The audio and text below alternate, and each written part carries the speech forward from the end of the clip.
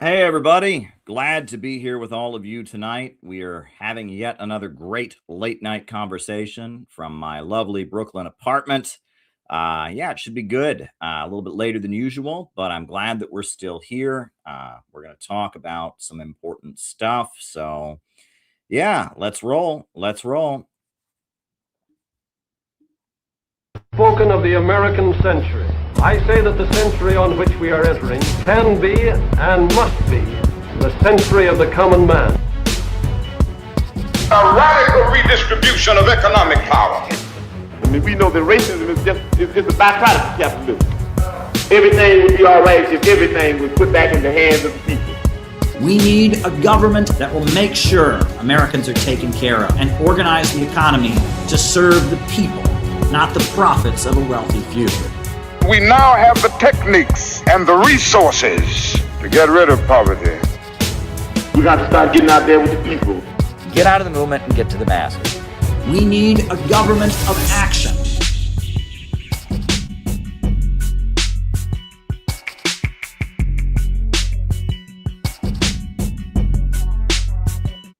Welcome, everybody. I know there was YouTube was experiencing some tech issues before, but it seems to be working out just fine now. I know you all are watching me here on YouTube, so if that affects us tonight, no big deal. I don't really know what's going on.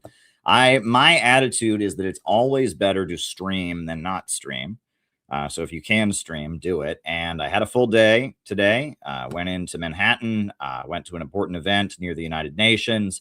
Also, did some work, did a news story today, an important story. And now I'm home, and I thought we might as well have a live stream chat. So just going to follow our normal procedure here, which is first I'll give my opening remarks. Then from there, we'll do the roll call, where I'll call you all out as I see you, names and locations.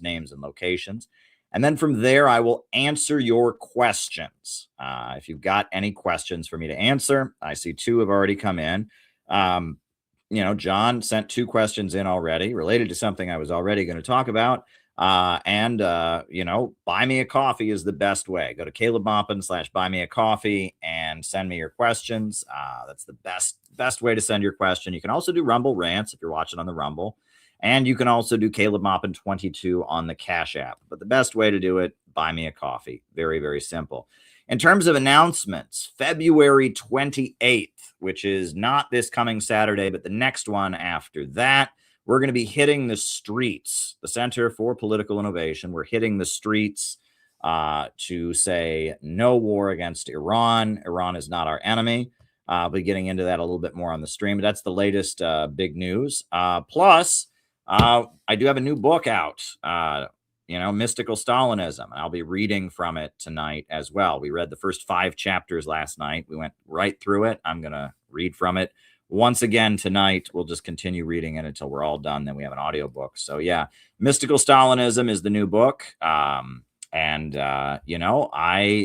it's an important text. A lot of people have ordered it. People are still making their way through it at this point. So, and no reviews have come in yet, but it's getting a positive reception. I'll just tell you that much. People are hungry for anti-imperialist literature, and that is what this is. Here,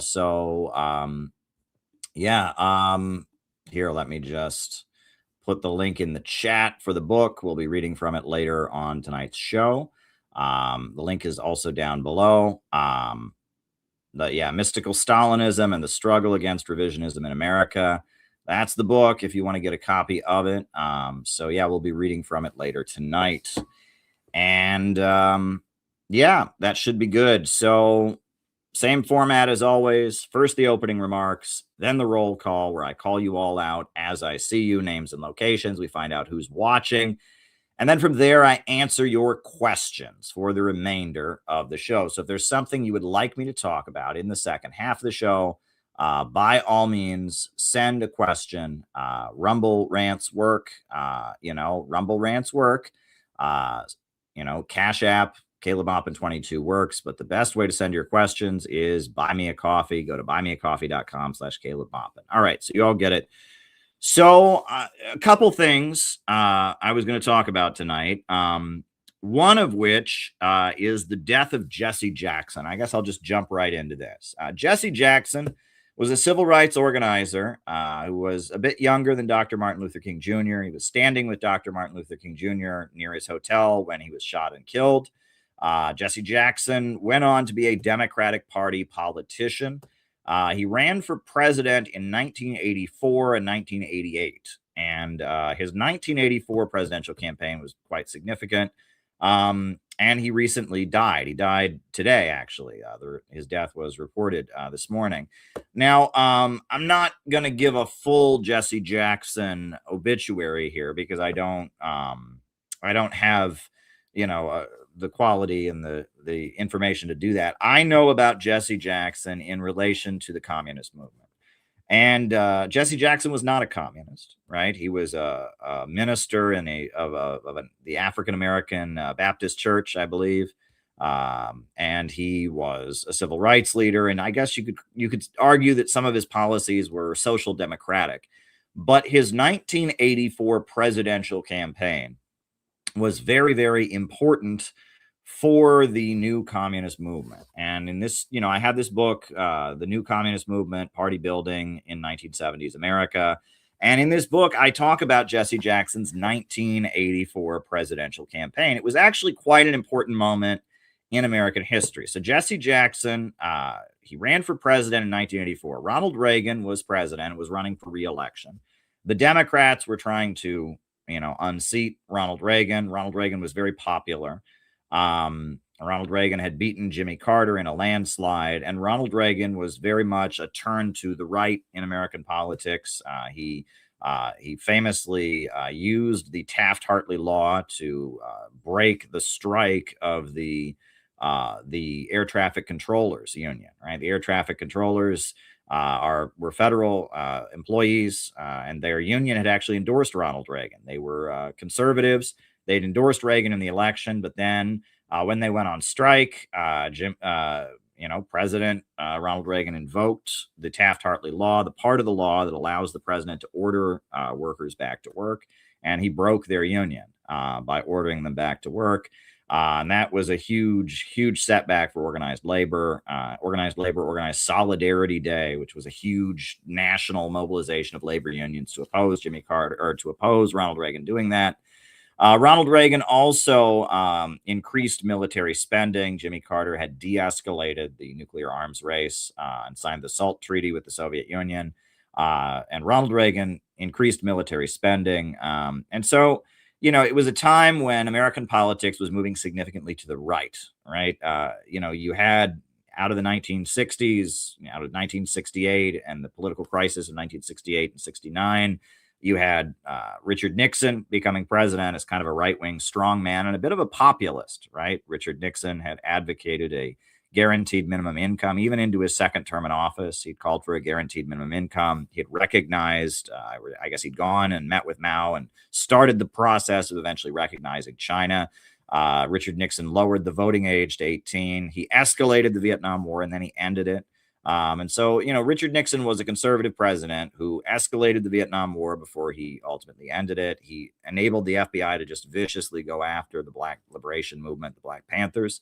But he also wouldn't cooperate with neoliberalism, and he implemented the Nixon shocks, the wage and price control. He took the USA off the gold standard.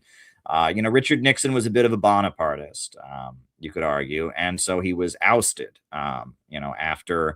after he was reelected in 1972, the mainstream media went after him. They went into an overdrive against him, and Richard Nixon was ousted from office. Now, China viewed the ousting of Richard Nixon as an attack on them because Nixon very much believed in working with China against the Soviet Union and making China an ally against the Soviet Union. Iraq very much believed that Richard Nixon was ousted by Israel. And there's pamphlets by the Iraqi Ba'athist Arab Socialist Party that says that. They believed it was the Israel lobby that didn't trust Richard Nixon. And there's audio tapes of Richard Nixon speaking to his spiritual advisor, Billy Graham, about the Israel lobby and the power of the Israel lobby, etc. So, Richard Nixon, he was not a good dude, but at the same time, his ouster came from the political establishment.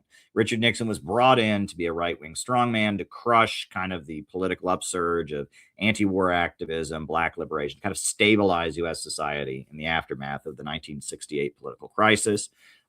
And then when he did that, he was then removed by the same ruling class that brought him in, right? And the charges against him were just kind of your standards, kind of like what they're saying about Trump, anti-authoritarianism. He had an enemies list. He wiretapped his political opponents. I mean, I'm sure he's the first politician to have ever done that. It was the Watergate scandal that he wiretapped, the rival political party. He put a recording device in an office building for a rival political party, and he was eventually forced to step down from office. His vice president had been forced to step down before he did. And when Gerald Ford came into office, Gerald Ford was the first president in American history that nobody voted for. He was never elected as president or vice president. And Gerald Ford came in as very much the guy who brought neoliberalism in. Gerald Ford made Alan Greenspan one of his economic advisors. He brought Ayn Rand to the White House.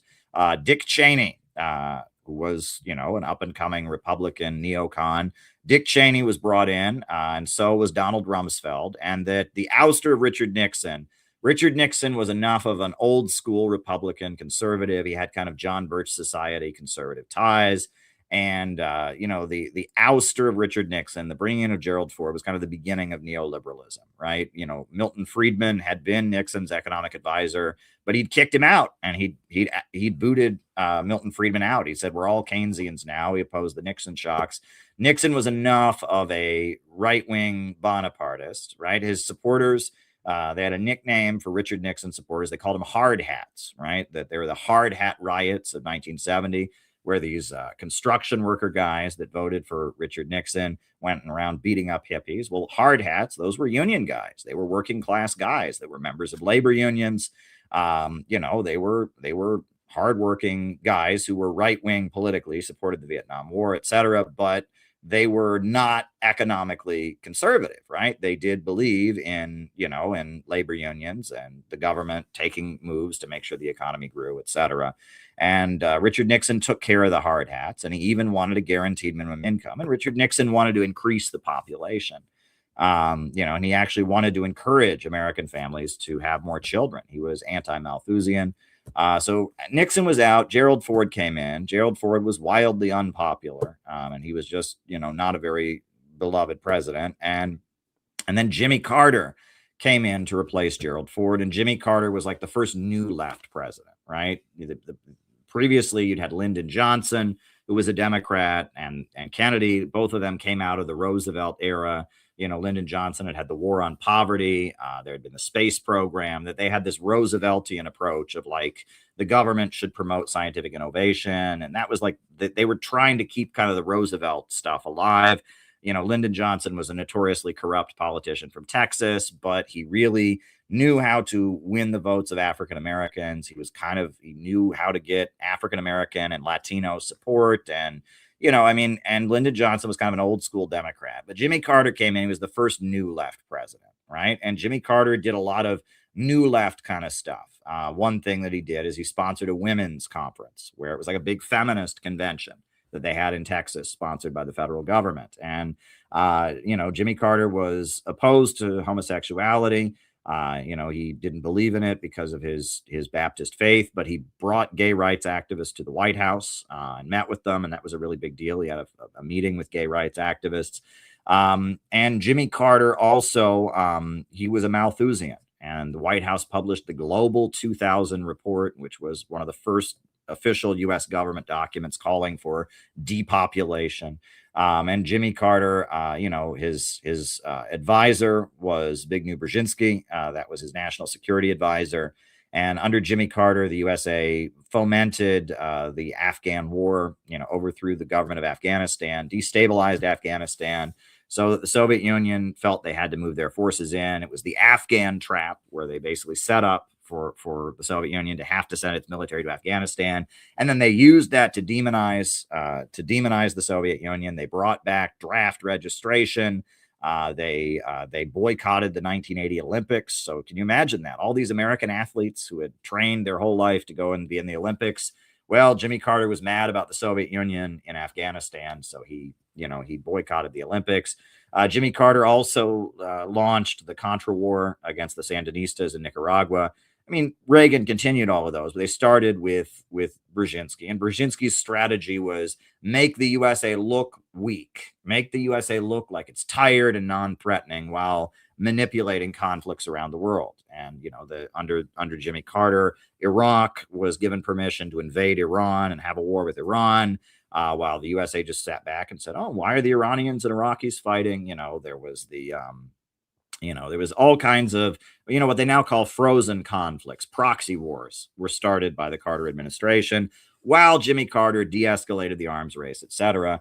And then as he was leaving office, the U.S. economy just crashed. There had been an oil crisis and an energy crisis and it's stagflation. And so, with the Iran hostage crisis, with the Iranian embassy having been seized, with a lot of, in a lot of ways, the USA under Jimmy Carter was trying to look like it was weak and friendly. You had the Camp David Accords, where they brought Palestinian leaders to meet with Israelis at Camp David. And there was a lot of efforts to make the United States look more benevolent around the world. So Reagan came in with this, rah, rah, rah, we're going to increase military spending. And it was largely a reaction to the degrowth policies of the Carter administration. Jimmy Carter did his best to drive energy prices up and create energy scarcity. At the time, the cost of heating gas was very high. He got on television and told Americans, wear a sweater instead of turning up the heat. And as the economy was getting bad, a lot of people losing their jobs, Jimmy Carter got on the TV and he said, owning things and buying things is not going to make you happy. And to people who are losing their jobs, that doesn't sound like some kind of eloquent critique of consumerism. It sounds like you don't want things to get better. And Ronald Reagan came in and it was a pro-growth message. It was pro-growth and pro-military. Ronald Reagan came in and it was viewed very, very much as a move to the right. And Jimmy Carter had signed the SALT nuclear weapons treaty with the Soviet Union. Ronald Reagan increased military spending. Ronald Reagan was kind of the military and the lower levels of capital, kind of entering an alliance with the neocons. Bush was his VP, but pushing, very much pushing the Carter, the Eastern establishment, the Rockefeller, like Eastern establishment, the Cold War liberals out in order to get the economy going again. And Ronald Reagan was very, very much a conservative. And so 4 years of Reagan, it was seen like it was like a repudiation of the 1960s in a lot of ways. It was like saying that, that the 1960s are over. We're going to go back. There was a huge amount of 1950s nostalgia. So 1984, Jesse Jackson ran for president, and Jesse Jackson's presidential campaign, again, Jesse Jackson was not a communist, but there were a lot of communists in America left over from the 1970s new communist movement, and they joined his campaign. Amiri Baraka, right? Amiri Baraka is an African-American poet from New Jersey, from Newark, New Jersey. And he was originally a black Muslim. He became a communist, a Maoist communist. He started his own Maoist communist group called the League of Revolutionary Struggle.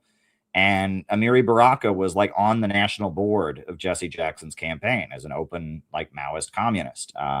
And the Workers' World Party endorsed Jesse Jackson in the 1984 presidential election. And they didn't just endorse him, they staffed his campaign. And I believe Jesse Jackson won the state of Michigan in the Democratic primary. And if you looked at the state of Michigan, the leaders of Jesse Jackson's campaign in the state of Michigan were members of the Workers' World Party, if I'm not mistaken. David Soul, Jerry Goldberg, and Workers' World Party members were the leaders of his campaign. They're actually running his campaign in Michigan when he won Michigan in the Democratic primary. And Jesse Jackson's campaign in 1984, the reason he was getting all these communists supporting him was he had a certain planks in his platform that were very, very communist. One was to end the blockade of Cuba. That's obviously very, very important to communists. The other was to end support and cut off any support for apartheid in South Africa.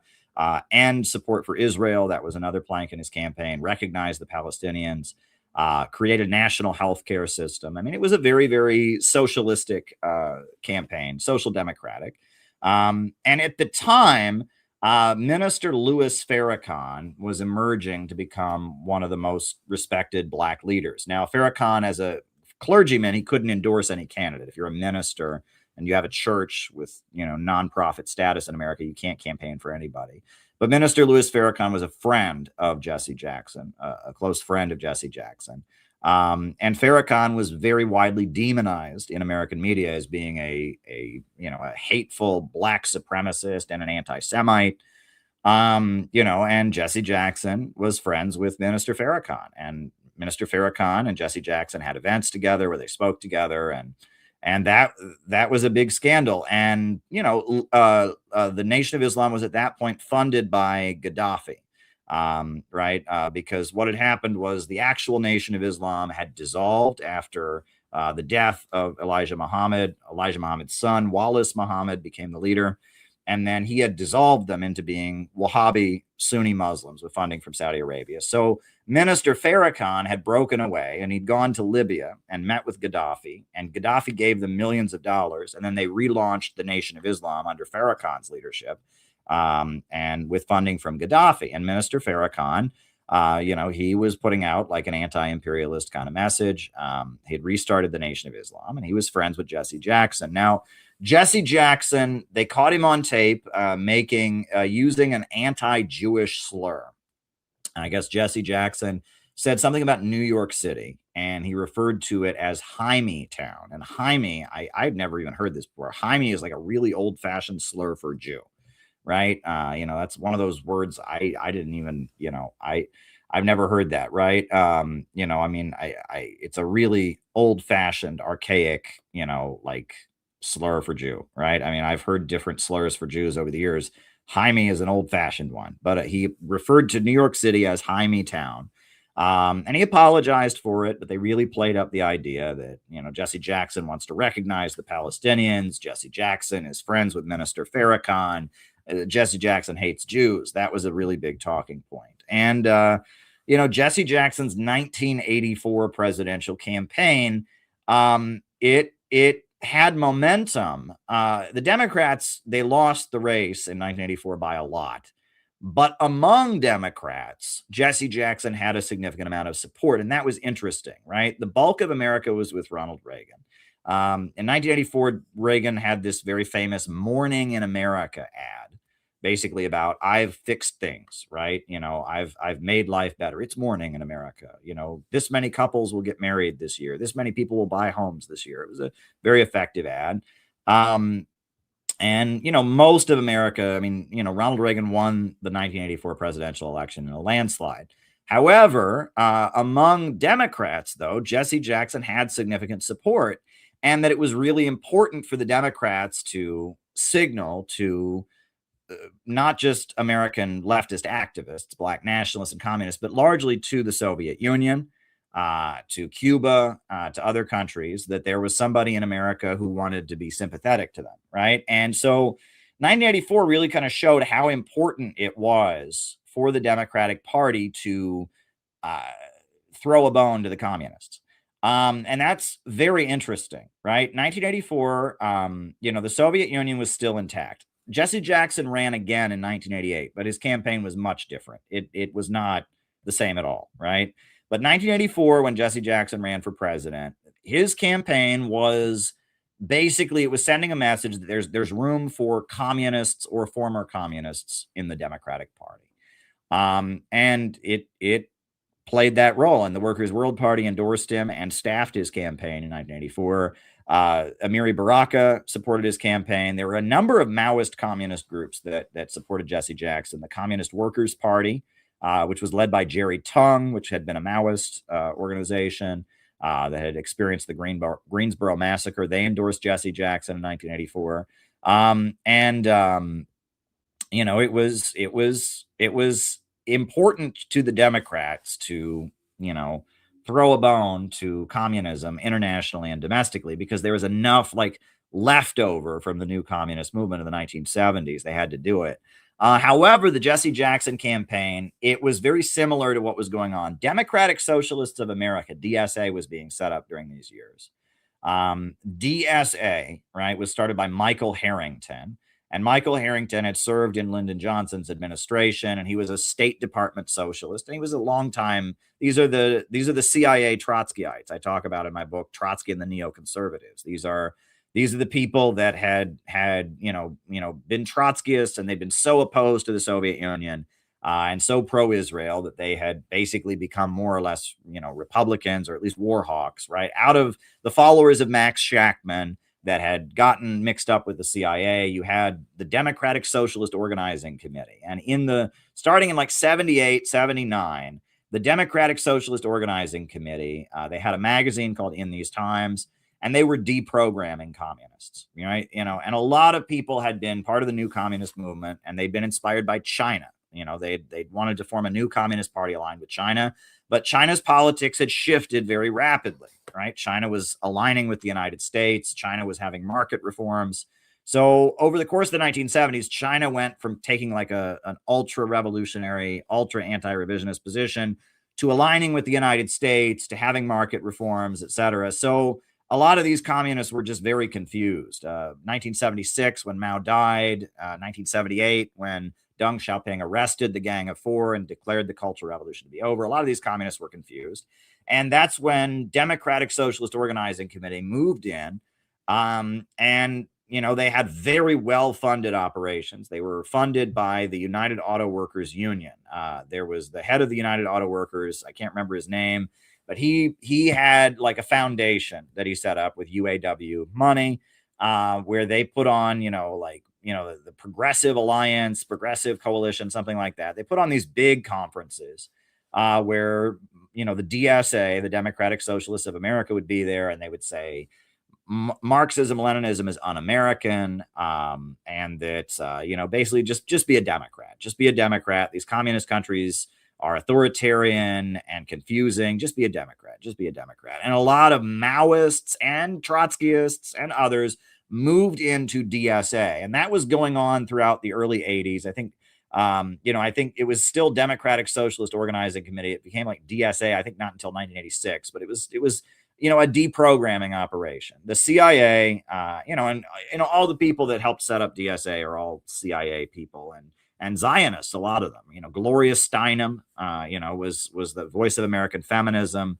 A founder of Ms. Magazine. She was on the national board of DSA. Max Shachtman's, political descendants. Irving Howe, who was a guy who wrote for the New York Times, a longtime CIA, Congress for Cultural Freedom Trotskyist. And it was a lot of CIA-linked people. And DSA was like this deprogramming operation aimed at communists to bring them into the Democratic Party. Jesse Jackson's 1984 campaign, right? It was an international gesture on the part of the Democrats.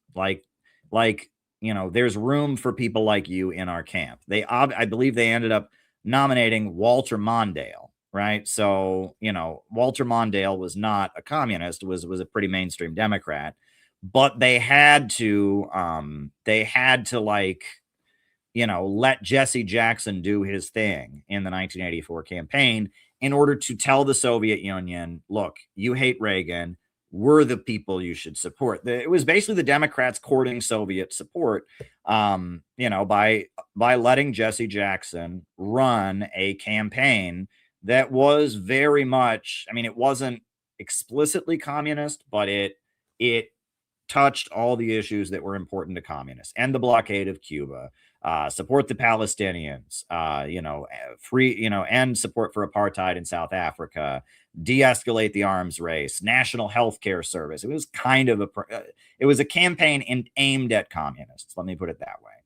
And the 1984 Jesse Jackson campaign, Jesse Jackson lost. And a lot of the communists who supported Jesse Jackson didn't vote for the Democrats in the actual election. Like the Workers' World Party ran their own candidates in the 1984 election after Jesse Jackson lost the primary. They supported Jesse Jackson, but they didn't support Walter Mondale. The big moment of the campaign, though, is when Walter Mondale was the nominee of the Democrats. he called Gus Hall, the leader of the Soviet-aligned Communist Party, on the phone. And he actually called him on the phone, and they had a phone conversation during the election. And Gus Hall considered that to be the height of his achievements, and that there was a national committee meeting where Gus Hall said the greatest thing the Communist Party has ever achieved has been that Walter Mondale called me on the phone. Like, that was the proof that the Communist Party was so important. They were the center of the anti-Reagan fight. The Democrat candidate had called Gus Hall on the phone. And obviously that hadn't happened in previous elections. Maybe it happened in the 1930s, but it certainly hadn't happened since the 1950s.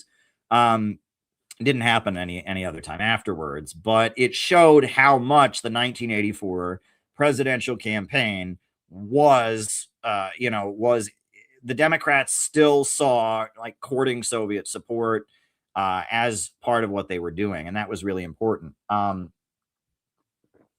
Gus Hall, that was, the fact that there was actually a phone call between the Communist Party candidate Gus Hall and the Democratic candidate Walter Mondale, that was seen as like the height of that. By 1988, the Soviet Union was in decline. Gorbachev was in power, and the Soviet Union was launching perestroika and glasnost. And when Jesse Jackson ran in 1988, it was a completely different thing. But his 1984 campaign, you can't really understand it without understanding communism. And it was part of the new communist movement falling apart, really. And that, there were a number of people who joined the campaign as communists and left the campaign to be Democrats. And if I'm not mistaken, I think Amiri Baraka's organization liquidated into the Jesse Jackson campaign.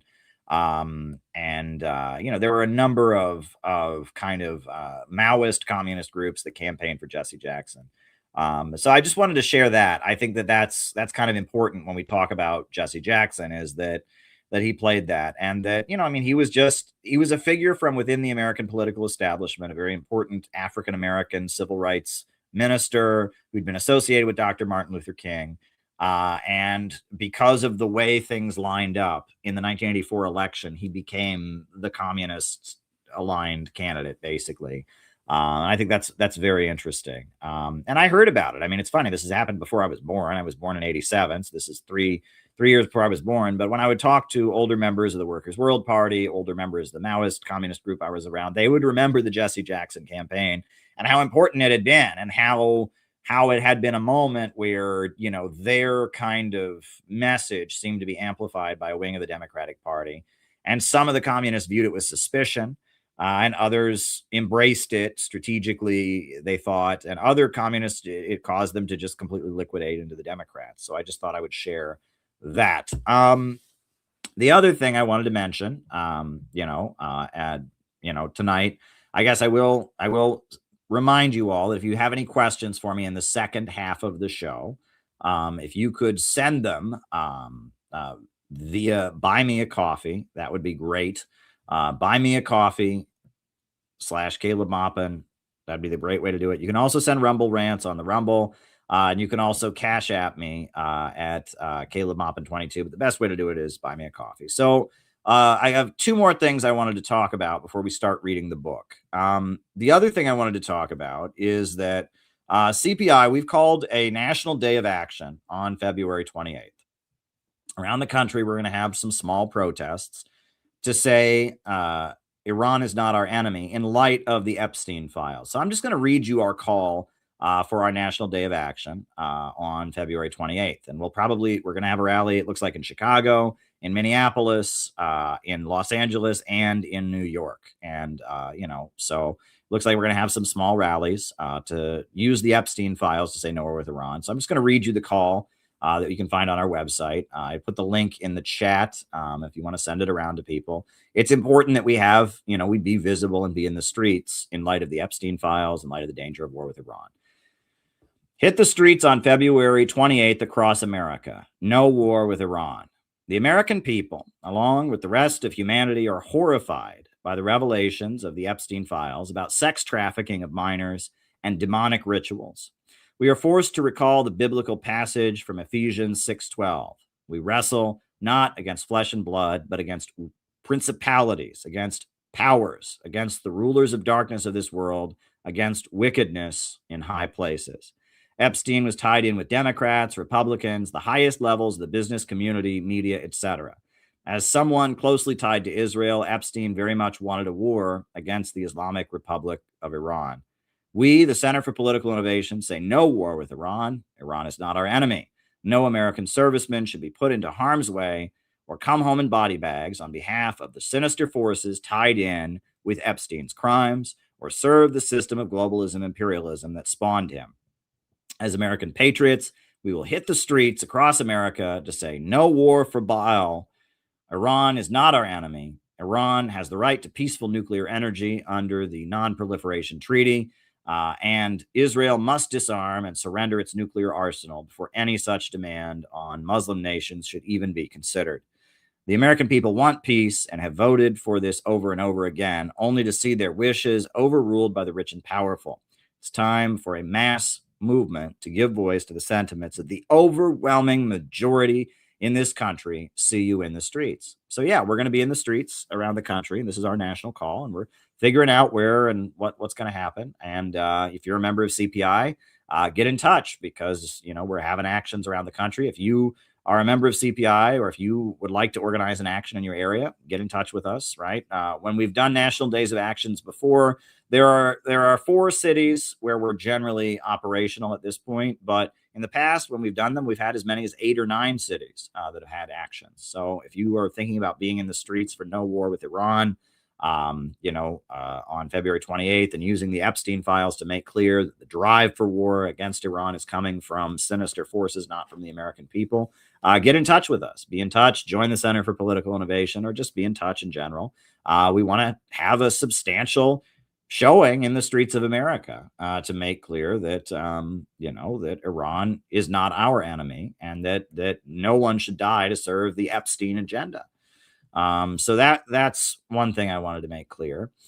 As I said, for the second half of the show, if you want to buy me a coffee, that'd be great. Rumble rants, etc. So the other thing I wanted to talk about is I just wanted to touch on this. I mentioned it before, but I will mention it again. I've tweeted about it a little bit. So there's one communist organization. It's left over from the new communist movement of the 1970s. It's called the Revolutionary Communist Party, the RCP.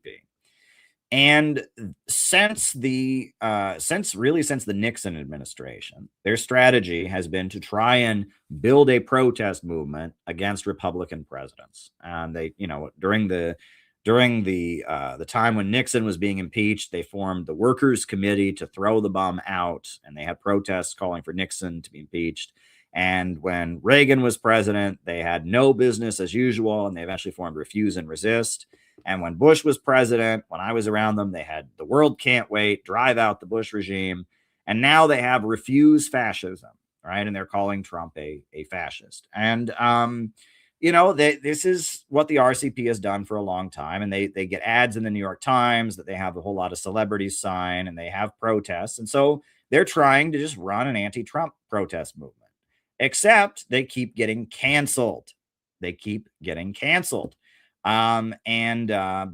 the woke left doesn't like them. They don't appreciate them. They're Maoist communists, right? And that, they in the past have made clear they don't support cross-dressing. They feel that cross-dressing is offensive to women. They historically have been, not in favor of LGBT rights, and they're Maoist communists. And so they are canceled, and they are labeled a cult. And whenever they have a rally in Los Angeles, to drive out Trump, then the anti-cult people will show up, and just like they did to us in Minneapolis. And what frustrates me is that the RCP continues pandering endlessly to the anti-Trump people, when the anti-Trump people hate them, because the fight against Trump is a fight to defend liberalism. As bad as Trump has been, they see Trump as potentially negotiating peace with Russia. They see Trump as potentially illiberal, as potentially being a Bonapartist who will change things. And the anti-Trump movement is coming from a bad place. It's not that Trump is good. I mean, Trump has been awful. He bombed Iran. He hasn't made peace with Russia. He's violated the free speech rights of pro-Palestinian protesters, the ICE stuff. Trump is awful in a lot of ways, but the anti-Trump movement thinks Trump is not war hawkish enough. The anti-Trump movement thinks that the government should be allowed to silence people on the internet because they claim it's disinformation, right? And you just, as somebody who is an RT journalist, go to one of these anti-Trump rallies and see the response that they have to anyone who is sympathetic to Russia. These people want to kill you if you're pro-Russia, right? The anti-Trump movement is a defense of American liberalism, right? They're comparing Trump to Kim Jong-un. They're comparing Trump to Putin. The anti-Trump movement is the imperialists who feel Trump might work against the overall interests of imperialism. But yet the RCP, they have it in their head, Republicans good, Democrats bad. That's what they think. Republicans bad, Democrats good. They won't say Democrats good, but that's what they mean. And that this has been their hustle, for decades, is forming some kind of hysterical, over the top, we're all going to die, we're all going to be put in camps, it's Hitler, we're Nazis, and this has been their thing. And they did it during the Bush years, and they did it during the Reagan years, and they're doing it now under the Trump administration. And it's funny because after Bush left office, they admitted that Obama was worse than Bush, right? They said as bad as Bush was, Obama is worse. But yet they didn't have a hysterical campaign to drive out Obama. But yet as soon as Trump got in, it was refusefascism.org, etc. But regardless, they pander endlessly to the woke crowd. They are convinced that these woke people are all going to become, RCP if they just pander hard and repeat their hysterical Trump derangement syndrome loud enough. But they don't. And after Roe versus Wade was overturned, the RCP, Samsara Taylor, who's their leader at this point, their leader, their national, like their big leader is Bob Avakian, but he's 82. He's not doing much these days. He's, in his 80s. But Samsara Taylor, who we're going to show here in a minute, we're going to show a couple of her videos. She has been, she's their main spokesperson, and she's a very pro-abortion activist. And so she organized some very effective pro-abortion rallies. And AOC spoke at one of those rallies. And after that, they got canceled like you wouldn't believe. The Intercept did a hit piece on them. The Daily Beast did a hit piece on them. NBC, MSNBC demonized them as a cult. They've just been smeared. And it continues. Rolling Stone did a smear piece on the RCP, just last week. And Rolling Stone magazine, this is a liberal magazine that hates Trump, but, they did an article like, you can hate Trump, but don't get involved with RCP because they're a cult. They're, and it's like, because they're illiberal. Now, I maintain that the RCP is very much a front for French intelligence, that they are assets of French intelligence. And I wrote a book called Letter to Bob Avakian, where I made that, I kind of laid that out. And I basically critiqued their line. I've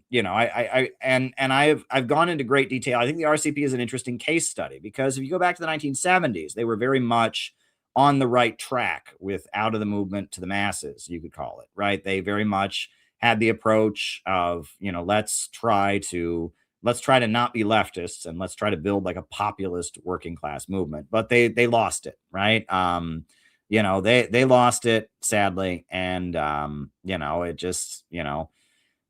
it just didn't work. And this is the book that I wrote. And it's just kind of, I go over the history of RCP and I go into great detail. I talk about them being canceled after the Roe versus Wade ruling. I wrote Letter to Bob Avakian. And honestly, it's one of my best pieces. It's not very widely read. I've had books that have sold hundreds or thousands more copies than this. But if you want to know, one great way to articulate what you think and to explain your own beliefs is to contrast them with someone else's. So by contrasting my beliefs with Bob Avakian's, by critiquing the RCP, by praising the good work they've done and what they did in the 1970s and highlighting their achievements, I was able to actually write a very effective piece. I wrote this book, Letter to Bob Avakian, and I hope people will read it. It's one of my better pieces. But anyhow, in the book, I critiqued them for their Trump derangement syndrome, for their obsessive atheism, their hostility to any belief in God, you know, I critiqued them pretty fairly, while at the same time acknowledging their achievements, etc. And I think it's a good piece. But anyhow, I'm going to put on Sunsara Taylor, and we're just going to, this is Sunsara responding to them being called a cult, being accused of being a cult, being smeared by Rolling Stone magazine. We're going to react to Sunsara's videos. This is it's a two-part video Sunsara Taylor made reacting to Rolling Stone magazine. Spent hours being interviewed for a Rolling Stone article that was supposed to be about Refuse Fascism, the one organization that for 9 years has recognized that Trump is fascist. Now, right there, so they interviewed her for 9 hours. You know what that meant?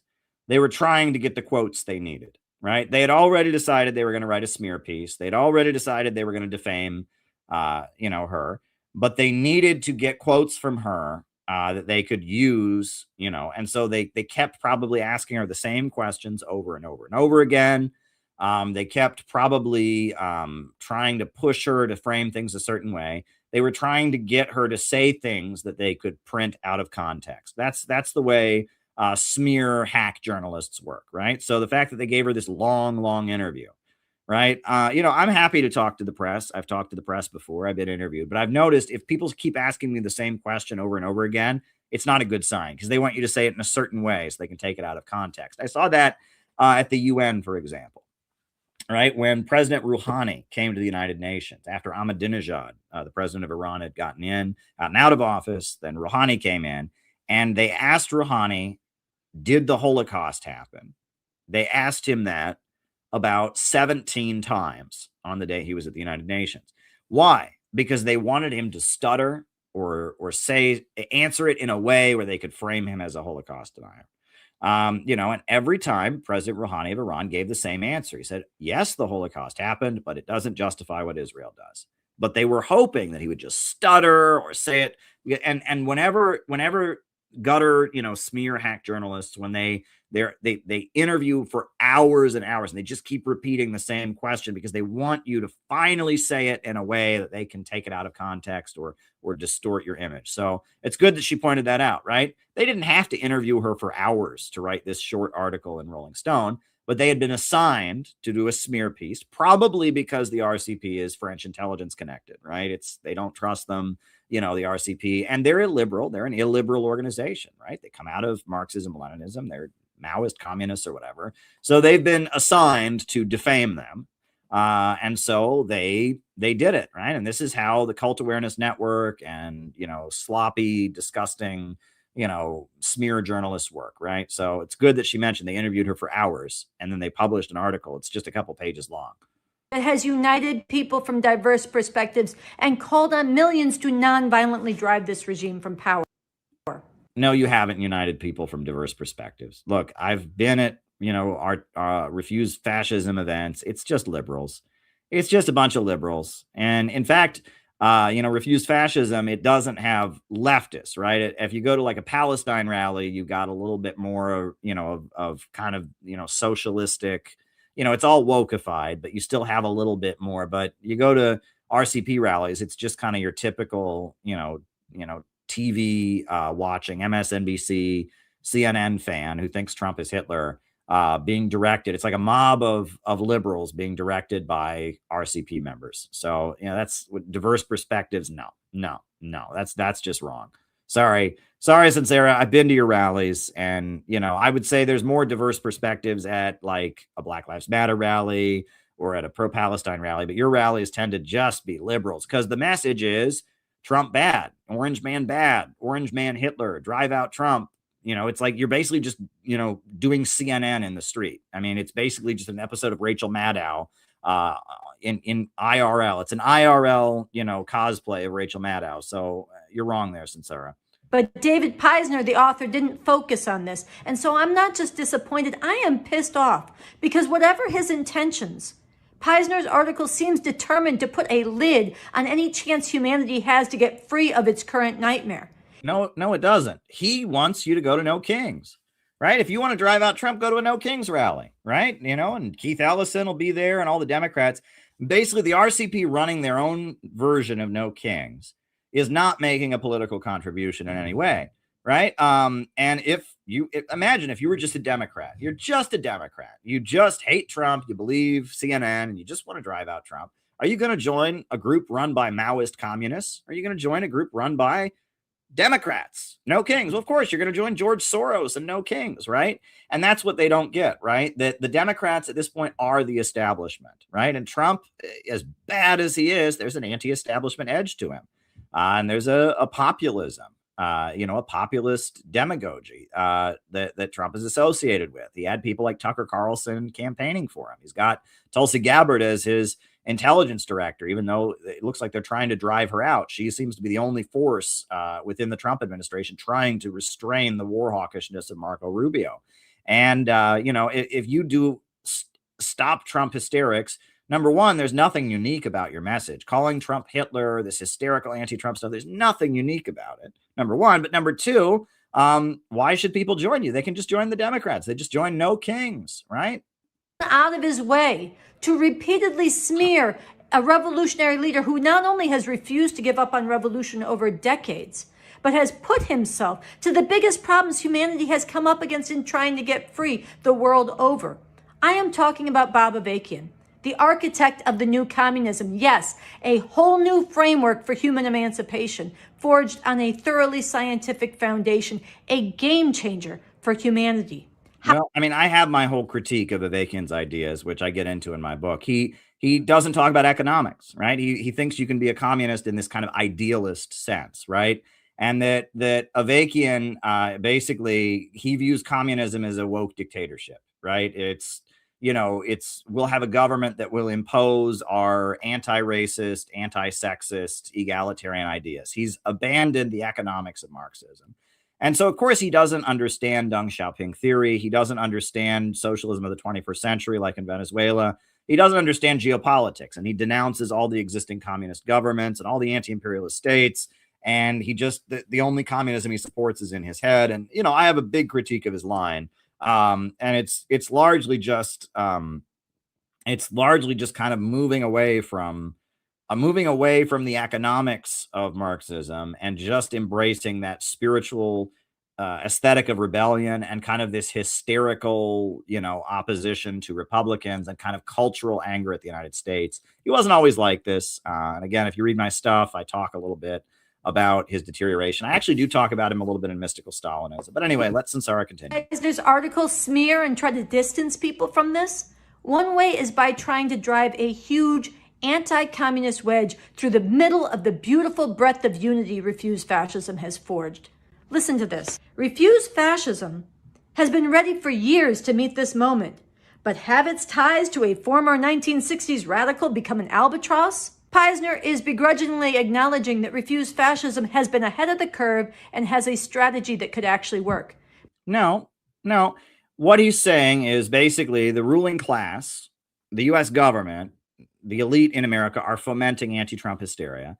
They're scared that RCP, which is tied to French intelligence, which is an illiberal organization, they're scared that RCP might recruit out of it. So they're running a smear piece to make sure that liberals join No Kings and don't join their version of it, their knockoff of it. And it's going to work, right? Because again, you don't need the RCP to oppose Trump. Opposing Trump grows on trees right now. Opposing Trump is the mainstream opinion. Opposing Trump puts you in line with all the major corporations in America. Opposing Trump puts you in line with all the mainstream TV networks. Like half of Fox News even opposes Trump, right? So opposing Trump is nothing revolutionary about it at all. You don't need the RCP to do it. So they're making sure that the RCP doesn't recruit out of the anti-Trump hysteria the ruling class is fomenting for their own reasons to defend their own system right now. That's all this is.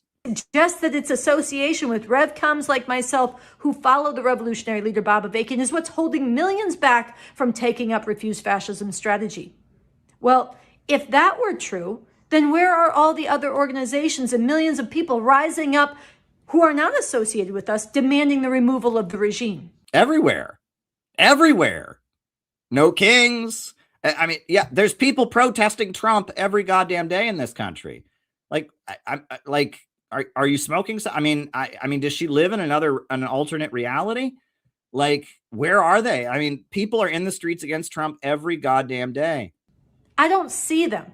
I see a lot of beautiful, selfless resistance to ICE, which is important and needs to go further. I see other forms of protest, but I do not yet see a movement to oust this regime. Yeah, it is. Yeah, I see it. It's called No Kings. It's called No Kings. It's called Rachel Maddow's Hour on MSNBC every night. It's called, the articles of impeachment that they're filing. They're constantly trying to get a vote to impeach. Trump has been impeached more than any other president in American history. And the reason for that is not because communists have been working hard for this and others in Refuse Fascism have been mobilizing for it. It's because the millions of people in this country who hate what's happening don't yet grasp the full danger of fascism. And yes, they do. Yes, they do. The idea that we're all going to die from Trump because he's friends with Russia, because he uses naughty racist words, because, we get it, right? Again, lots of people are having Trump derangement syndrome, not just you. What is required of them to remove it from power? And on a deeper level, the very fact that Refuse Fascism has been ahead of the curve has a lot to do with the involvement of Revcoms, who takes seriously Bob Avakian's work. Bob Avakian has been analyzing the rise of fascism. And this is, again, it's Khrushchevism, right? They very much follow a leader, right? They're an illiberal movement that, promotes a leader, right? I don't think he's a very good one. He's not the deepest guy, and I think he's wrong about a lot, but this is what scares them, right? They see in Bob Avakian, they see Abraham Lincoln potentially. They see Putin. They see Xi Jinping. They see a strong leader building a mass movement, and that is illiberalism. And they are, the ruling class are Khrushchevites. And so even in their anti-Trump hysteria, they're not going to allow an illiberal movement that glorifies and celebrates some kind of leader. They're just not going to allow it. This country warning of it for over 30 years, including the Christian fascism, including the deep roots of this fascism in American white supremacy and and that's the thing, right? This pamphlet that they wrote back in 2005 that went viral when Alex Jones took a picture of it is talking about Bush. There are huge differences. The political scene has changed so much since 2005.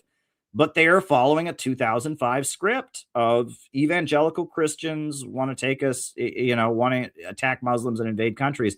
There's a whole non-neoconservative right now. There's all kinds of people who voted for Trump because they wanted him to end the wars. There's all kinds of people. There's the dissident MAGA like Marjorie Taylor Greene and Tucker.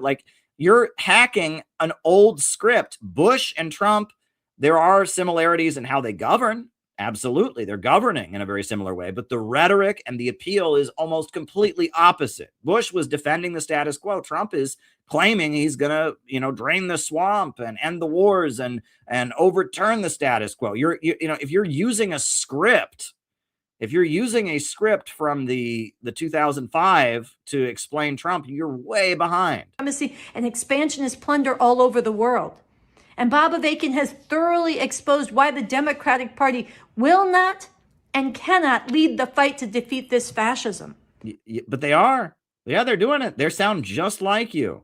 And if you're running a campaign of hysteria, against Trump, you are serving the Democratic Party, right? You admit that, right? Just admit it, right? Say you're in a popular front with the Democrats, but that's what you're doing.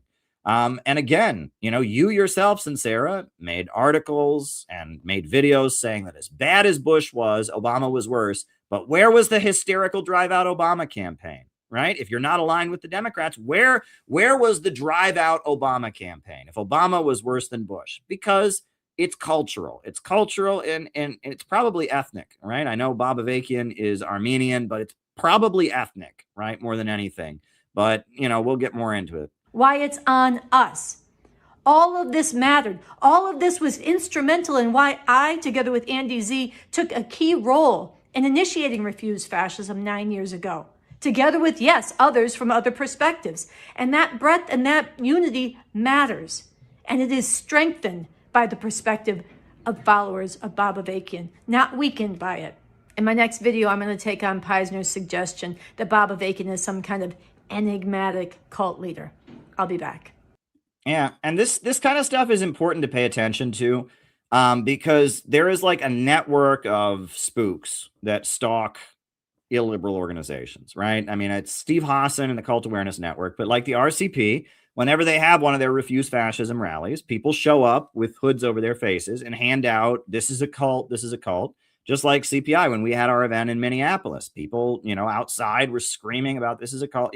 There's a network of spooks that targets illiberal organizations and groups that are potentially anti-imperialist or just not controlled by American intelligence, right? Basically, I mean, RCP's message might sound like no kings, but they're French aligned and they're an illiberal formation, so they're targeted in the same way. And that's why I'm going over this. I want you all to see this, right? But I also want you to understand that that there's no point in doing this. Like what they're doing, they're not going to have much success because liberals don't need them. But anyway, here we're going to continue with Sansara. This is part 2 of her video.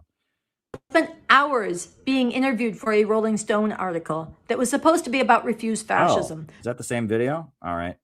That's odd. Okay. All right. So I think I have to download the second video. I apologize. Yeah, I thought that looks like the same video. So let me pull up the other video. But yeah, we'll react to her second video because it's important to see how people are reacting. I believe the people targeting the RCP and the people targeting CPI are probably the same entity. They use the same kind of language, etc. And it's funny because we're on different sides of the issues, but we're targeted in the same way. And it's just important to pay attention to, what your enemy does and all of this. So, and also to look at how different people handle it.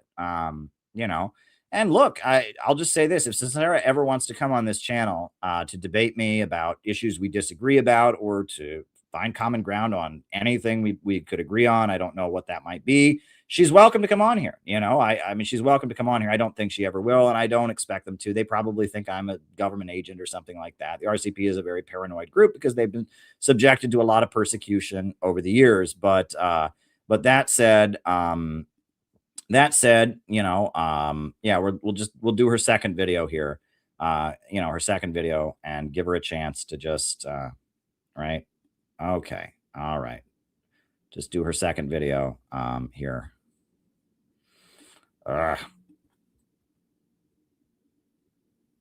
Yeah. Just waiting for the video to download. I thought I had downloaded the second video, but I downloaded the first one. But yeah. Just waiting for her second video to download. Oh boy. Oh, here it is. Okay. All right. Very good. Very good. All right.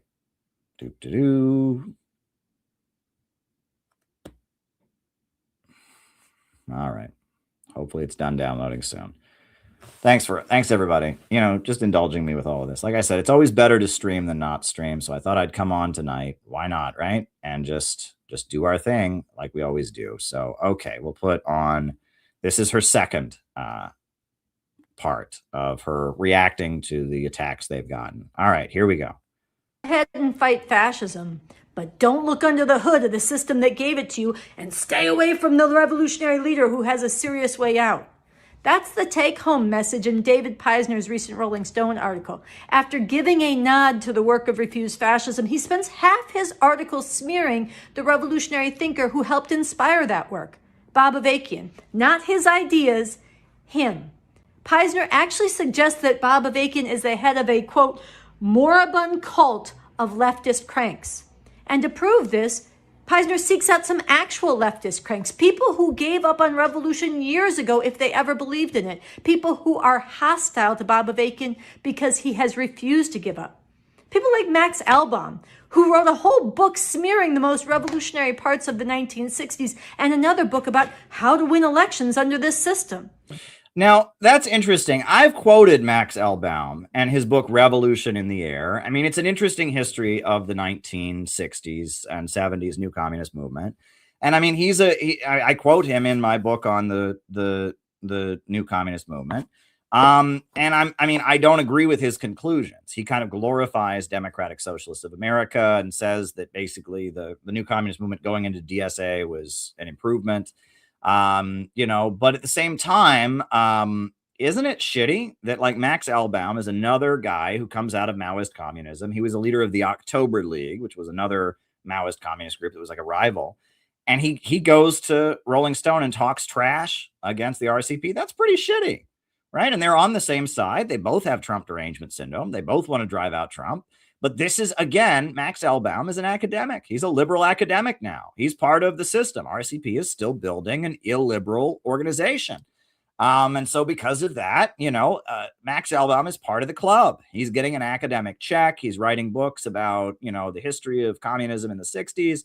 And RCP is still out there building a group, right? And so they're a threat. And this is the thing. And notice that no matter how hard RCP panders and repeats the anti-Trump hysteria and all that, they still get canceled because there is no room for an illiberal organization. The deep state opposes illiberal organizations and is going to try and crush them, right? Just like they're trying to crush the Church of Scientology right now, just like they've been trying to crush the Unification Church for years, just like that any illiberal formation of people giving the whole of their lives for a movement, right? That's what Lenin talked about, right? Give the whole of your lives, party of new type. Anyone who's building a serious movement aimed at like taking power and changing society is going to be targeted in this way.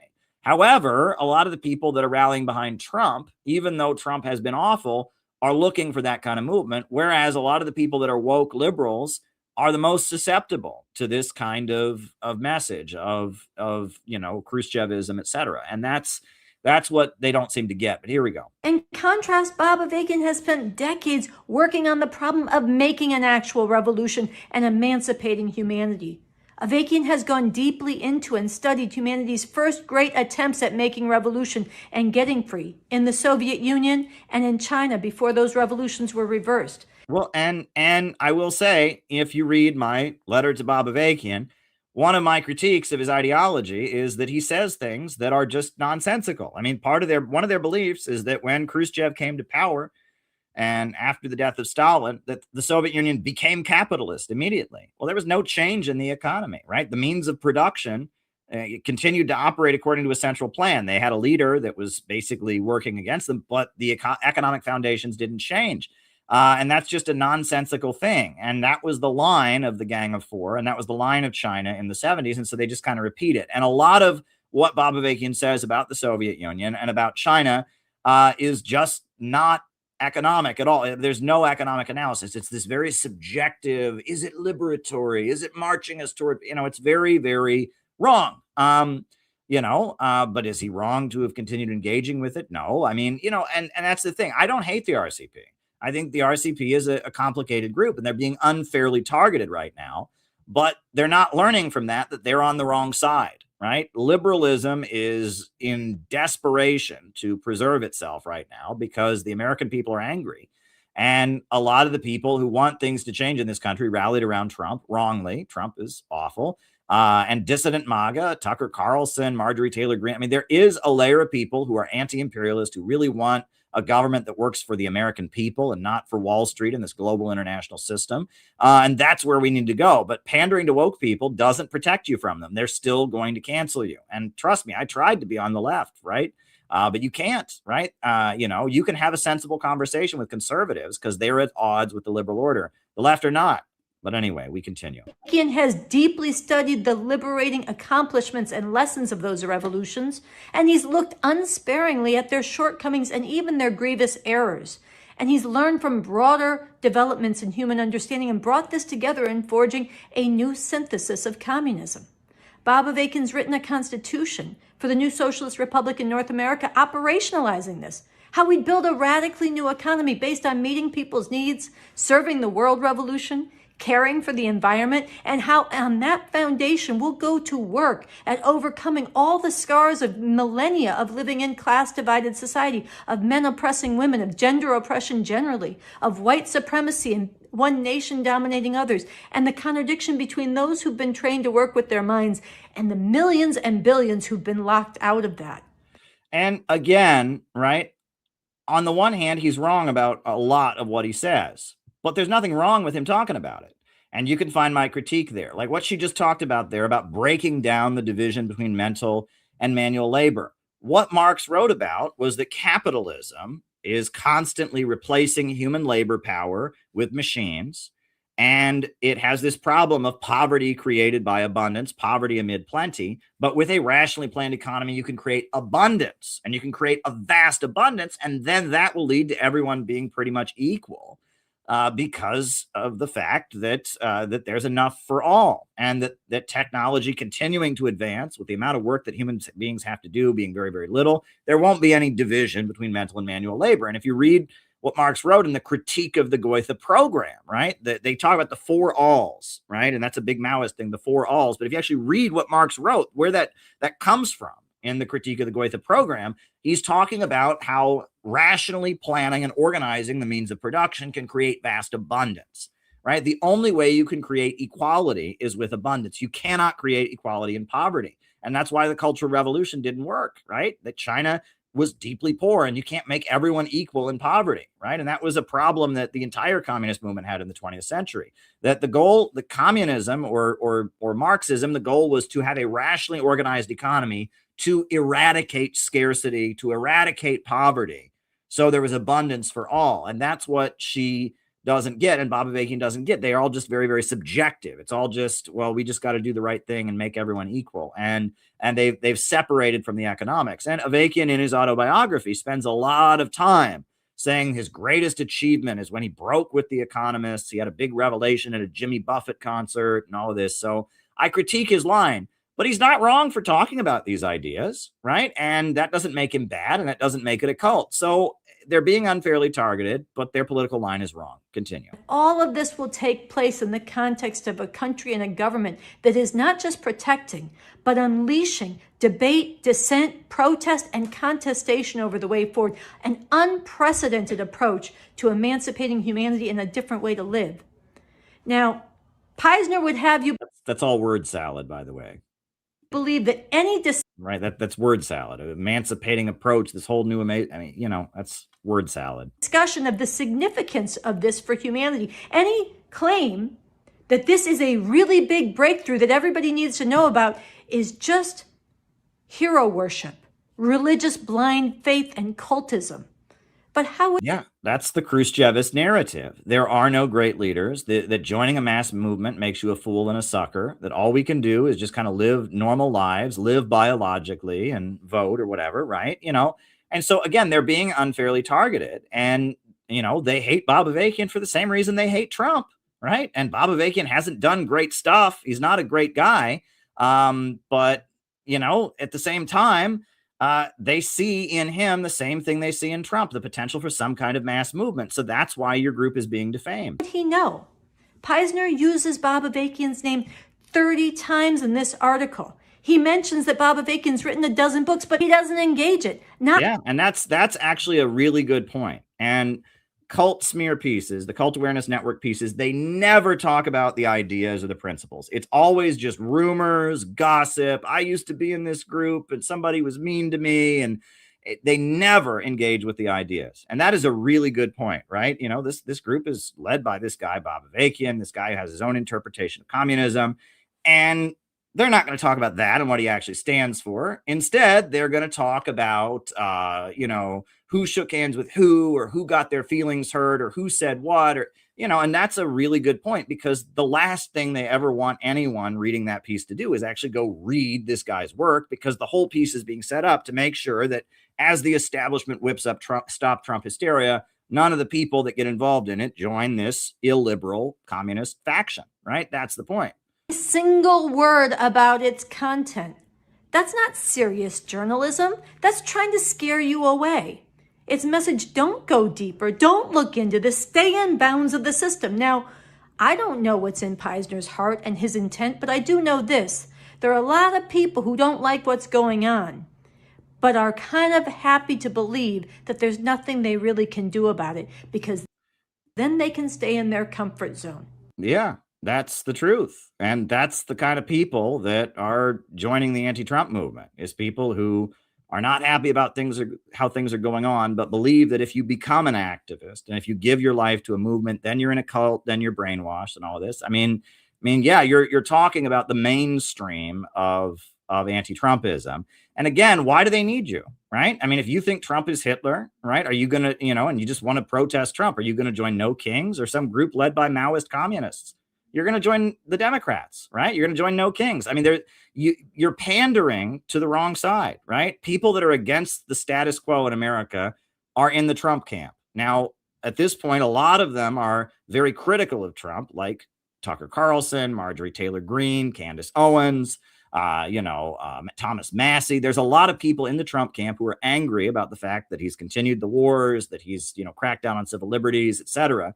And that dissident MAGA, that's where the hope is right now. The people who voted for Trump because of the good things he said and are mad they didn't get him. They're not, just worshipers of Trump. They wanted, what Trump promised and they didn't get it. That's where the hope is. The Stop Trump movement is a dead end. And these kind of attacks they're leveling against you are coming from the same place, the exact same place the attacks on Trump are coming from.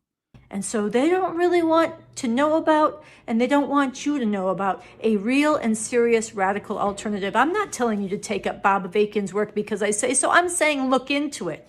Consider it. Go deeply into it, because there is something profound here. It is new, and it matters profoundly to humanity's future. So if your concern about what humanity is facing is greater than your desire to stay in your comfort zone as all of it goes to shit, then seriously look into the work Bob Avakian has done at Bob Avakian Official. Find out for yourself. Don't be scared away. Yeah. One thing I will say about the RCP, one of the most unhealthy things about them is that they fixate on atheism, right? They are obsessively atheist. Most communist groups tend to be atheistic. Karl Marx was a dialectical materialist, but the RCP is just so insistent on atheism. They've gone out of their way to be offensive with their atheism. And again, they don't seem to understand that if you're saying, that believing in God is a bad thing, that now extrapolates to joining a mass movement as a bad thing, right? It's weird. The reason they call them the new atheist movement, and they were new, right? Richard Dawkins and Christopher Hitchens and Bill Maher and Sam something. I can't even remember his name. He wrote Letter to a Christian Nation, Sam something or other. All of those guys were new in that during the Cold War, atheism was associated with communism. That generally, if people were calling themselves atheists, saying that there's no God, it was assumed that they were communists. But Ayn Rand, the objectivist, she was an atheist, and she was a worshiper of capitalism. And she was opposed to Christianity because she said that it, caused people to be nice to each other, basically. She called it the guilt-peddling Jesus industry. And she said, I swear allegiance only to myself and all of that. And that she was kind of an outlier because most people on the right believed in God, and it was communists who didn't believe in God. But after the end of the Cold War, we start to see a kind of a shift. And now, it's very interesting. Maduro, who's now in federal prison, he's Roman Catholic, right? He's the communist leader of Venezuela. The communist leader of Nicaragua, Daniel Ortega, is not only a Christian, but the slogan of the government of Nicaragua, I've been there, is Christianity, socialism, and solidarity. And they have the strictest anti-abortion laws of any country in the world. The leader of the Russian Communist Party, Gennady Zyuganov, is an Orthodox Christian. He's converted to the Russian Orthodox teaching. And it's complicated, right? I guess that's all I can say. It's complicated. Look, you have the government of Ibrahim Traore, which Ibrahim Traore doesn't call himself a communist. He was the leader of the Marxist student group at his college when he was in college, but he's a devout Sunni Muslim.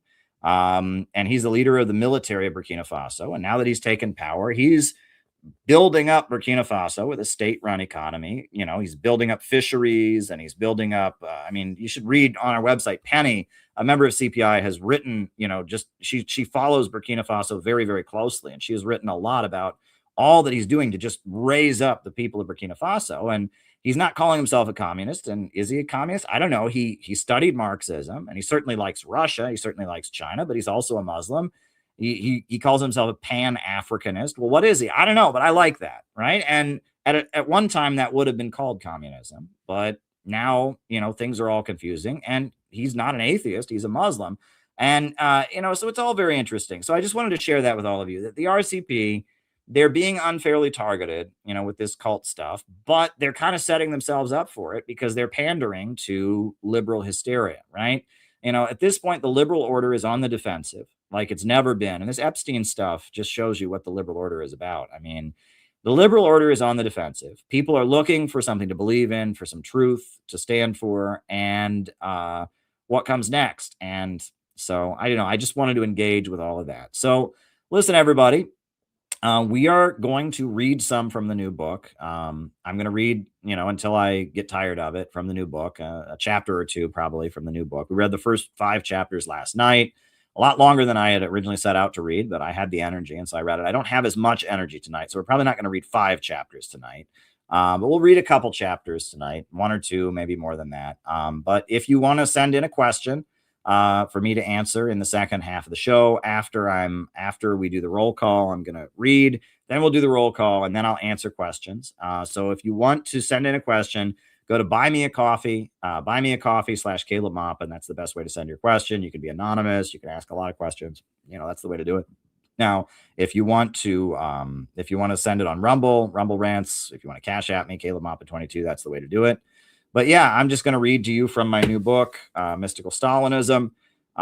Just came out. I'm just going to read to you from this. And then we'll do the roll call, and then I'll answer the questions that have come in. A few questions have already come in. So yeah, just send in your questions, buymeacoffee.com. I'm going to read to you from the new book, and then from there, I will answer people's questions, and we'll call it a night after the roll call. So there we go. All right. So we're going to start with where we left off, chapter 6. Trotsky was a Western Marxist.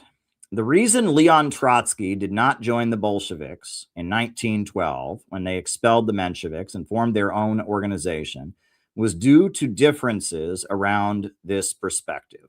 Trotsky opted instead to form the August Bloc that would function as a radical faction within social democracy.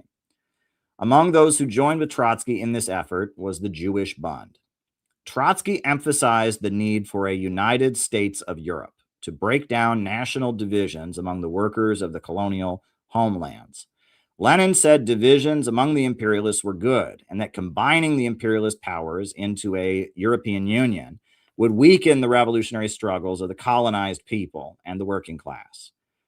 Quote, nevertheless, as early as 1902, he had an excellent insight into the meaning and significance of a United States of Europe, be it said for the benefit of Trotsky the Kautskyite, and of all that is now being glossed over by the hypocritical Kautskyites of various countries, namely the opportunist social chauvinists, are working hand in glove with the imperialist bourgeoisie precisely toward creating an imperialist Europe on the backs of Asia and Africa.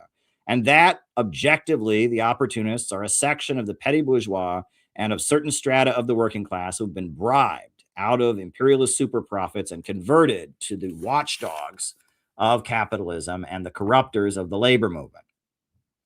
Notice that Lenin refers to Trotsky as a Kautskyite. Karl Kautsky was the leader of the German Social Democratic Party, considered the primary ideologue of the Second International. The differences Trotsky had with Lenin that seemed to define his politics for his entire life was a refusal to embrace the non-Western illiberalism of Bolshevism.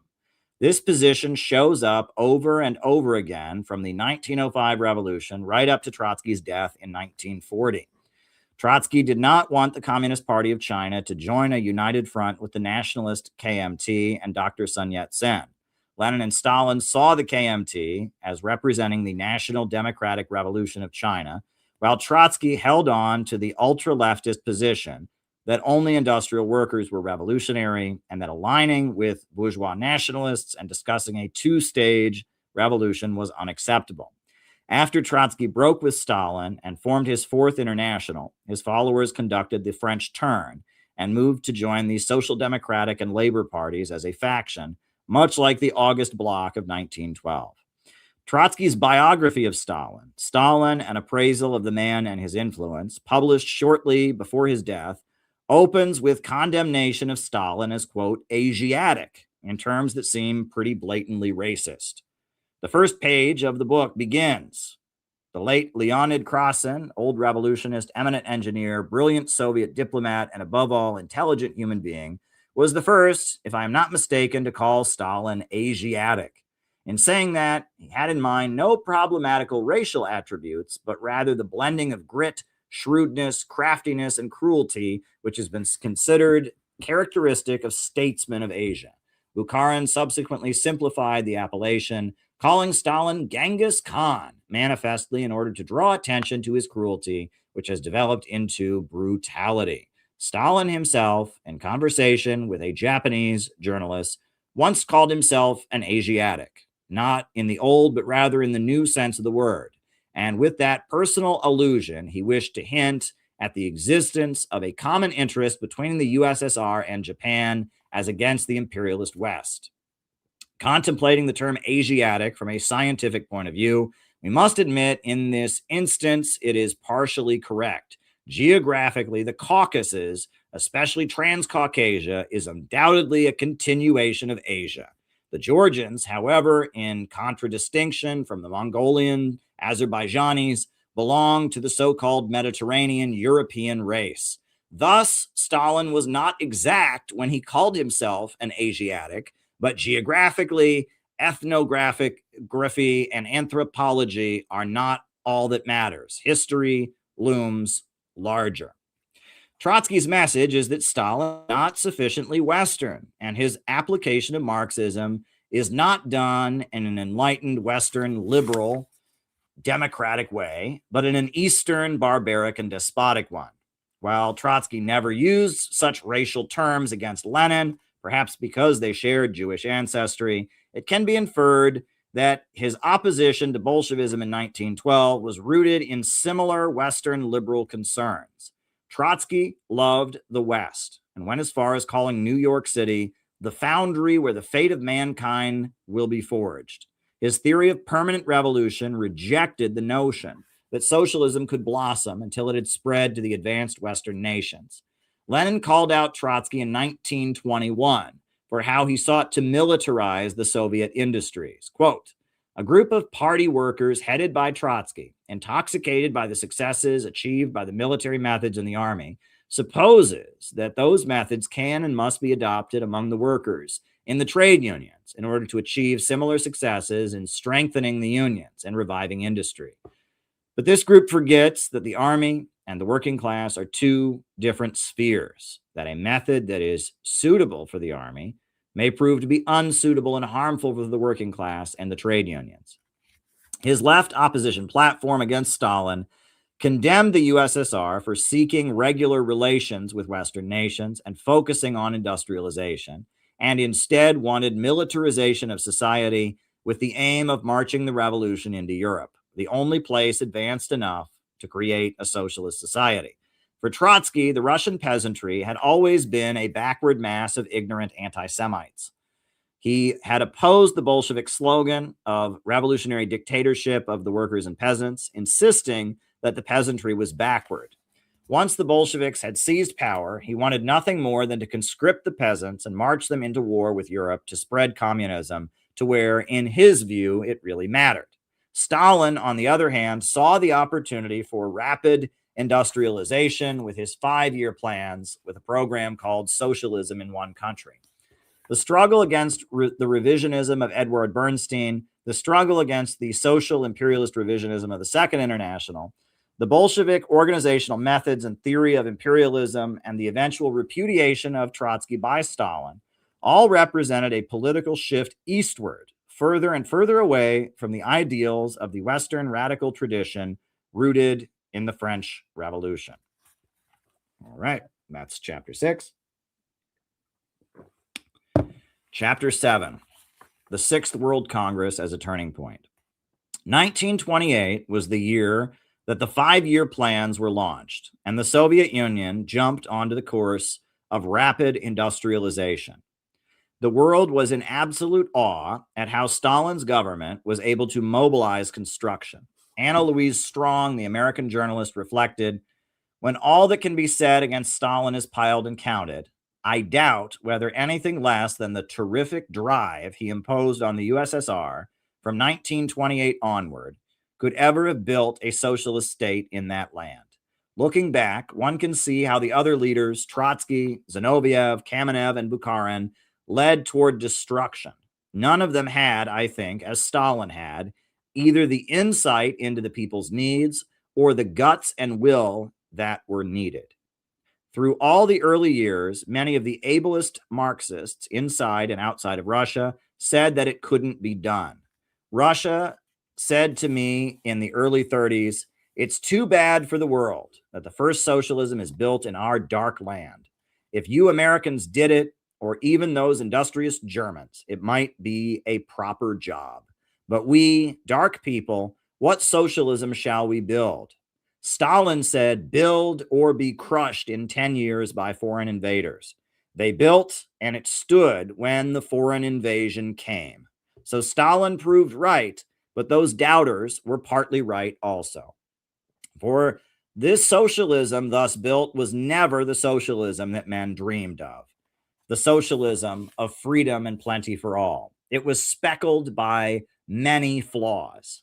How far those flaws derive from Stalin's personality, how far from the dark Russian past, how far from the Nazi fifth column and the 40-year threat of war, this will be a theme for future historians, but all will differ in appropriating blame. 1928 was the year of the 6th World Congress of the Communist International. This was a key turning point in the global communist movement. It was the penultimate world gathering of the Comintern and was the moment when the movement solidified around Stalin's leadership after the defeat of Bukharin and Trotsky. As a result of the decisions made at the 6th World Congress, the communist parties of the world were set to swing into action and build independent trade unions and unemployed councils when the Great Depression set in the following year. The 6th World Congress is generally associated with the slogan "class against class." It is considered the dawn of the third period political line, condemned with a chorus of hatred by Trotskyites, leftist historians, and anti-communists. At the 6th World Congress,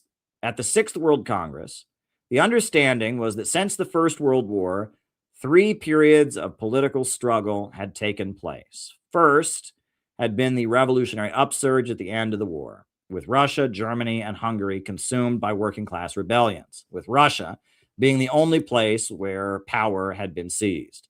Then had come the capitalist expansion based on the destruction of the war, the so-called Roaring Twenties, a period of capitalist stabilization. However, the built-in problems of overproduction and the tendency of the falling rate of profit eventually kicked in with a vengeance. As the economy began slowing down before the big crash of 1929, the Communist International hailed a third period of the rise of socialist industrialization in the USSR and preparation for revolution in Western countries. Trotsky wrote about the proceedings of the 6th Congress in a letter dated September 9th, 1928, noting it represented a significant turning point in the Communist International away from his views. The Congress has attempted to inaugurate a new line of conduct without having abandoned the old one. Automatically, the two clash. The Congress has changed its color during the very month while its sessions lasted, or rather, it has increased its leftward coloring. He also fumed at how the 6th World Congress emphasized social democracy as an enemy and integrated with the Western imperialist states, Quote, "Much was said at the Congress of the integration of social democracy with the capitalist state. Incontestably, the social democratic and trade union bureaucracy is forced because of the situation of the petty bourgeois layers caught between the imperialist bourgeoisie and the proletariat to assume at all critical moments, in all important questions, direct responsibility in the bourgeois state. But at the same time, the social democratic bureaucracy provides positions for a petty bourgeois layer. The most vehemently condemned aspect of the third period line is the concept of the united front from below. In the 1920s, the Communist International had urged its respective organizations to break out of isolation and seek unity with labor unions, social democrats, syndicalists, and other wings of the working class movement around basic demands like shorter workdays, higher pay, and freeing political prisoners. The communists had tirelessly sought to unite with the social democrats, who rebuked them over and over again. In America, the Socialist Party worked to purge the American Federation of Labor of communist organizers. In Germany, social democratic police gunned down communist protesters. In 1928, the Communist International proclaimed the concept of the United Front that Lenin had written down now had two applications. The United Front from above involved attempting to make deals and unify with the leaders of non-revolutionary working class organizations. However, now was the time of the United Front from below that involved going directly to the masses of people with a revolutionary message and organizing them to take action under communist leadership, opposing social democrats as the enemy. The 11th plenum of the Executive Committee of the Communist International in April of 1931 explained the policy this way, quote, "The recent growth of fascism was possible only because of the support given by international social democracy since the war to the bourgeois dictatorship, whatever its form. Social democracy, which by fabricating a contradiction between the democratic form of bourgeois dictatorship and fascism, blunts the vigilance of the masses in the struggle against the rising wave of reaction and fascism, and which conceals the counter-revolutionary nature of bourgeois democracy as one form of bourgeois dictatorship, is the most active factor and pacemaker in the development of the capitalist state towards fascism. The successful struggle against fascism requires the communist parties to mobilize the masses on the basis of the united front from below against all forms of bourgeois dictatorship and against every one of its reactionary measures which clears the way for open fascist dictatorship. In the preparation and organization of every form of revolutionary action, it is imperative to carry on a most stubborn, consistent, and comprehensive fight against the social democratic reformist leaders, and to work persistently to win over the social democratic workers and members of reformist trade unions using the tactics of a united front from below." It was further explained at the July 1932 plenum, to prepare the masses for decisive fights means above all to tear them away from the influence of social democracy. At this plenum, Soviet leader Dmitry Manulsky was reported to have given a speech explaining this perspective. The end of capitalist stabilization was once more announced in Manulsky's opening speech. This determined Comintern policy, imperialist rivalries, attacks on colonies, hatred of Russia were all mounting while production was declining. In these objectively favorable conditions, the communist parties were lagging behind, so delaying the transformation of the capitalist crisis into a revolutionary crisis. The change from a revolutionary mood to a revolutionary crisis could be made, Manulsky said, if the communist parties fought for the economic demands of the masses, which social democracy abandoned on the ground that capitalism was unable to grant it. It depended on communist parties whether the proletariat would have to suffer new wars before establishing its dictatorship, whether in some countries fascism would precede the revolution.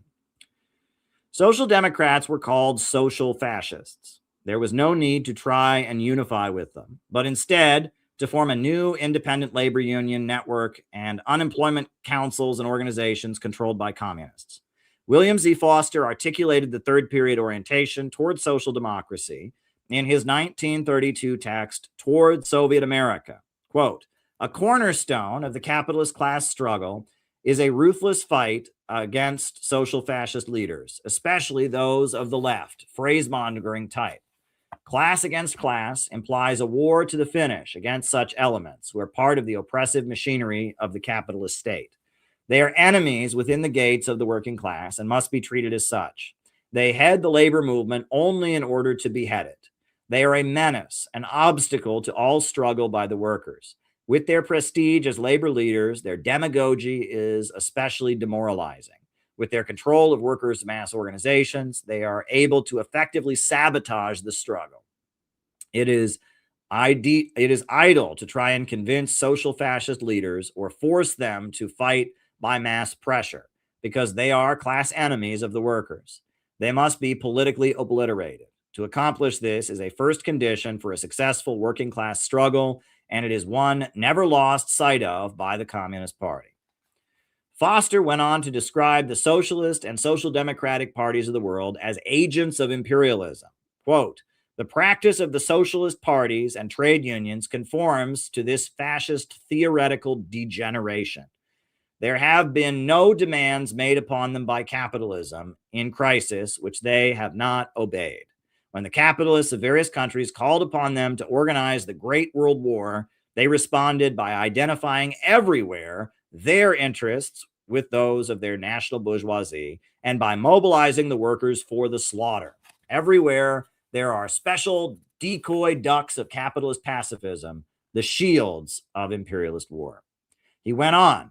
In war plans of the capitalist nations against the Soviet Union, the Social Democrats are playing a leading role. They scoff at the danger of capitalist war against the Soviet Union and thus disarm the workers' defense.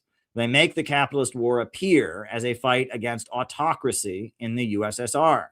The social fascists hate the Soviet Union because they see in it the living refutation of their whole policy, a menacing threat to the capitalist system of which they are the most profound theoretical and practical defenders.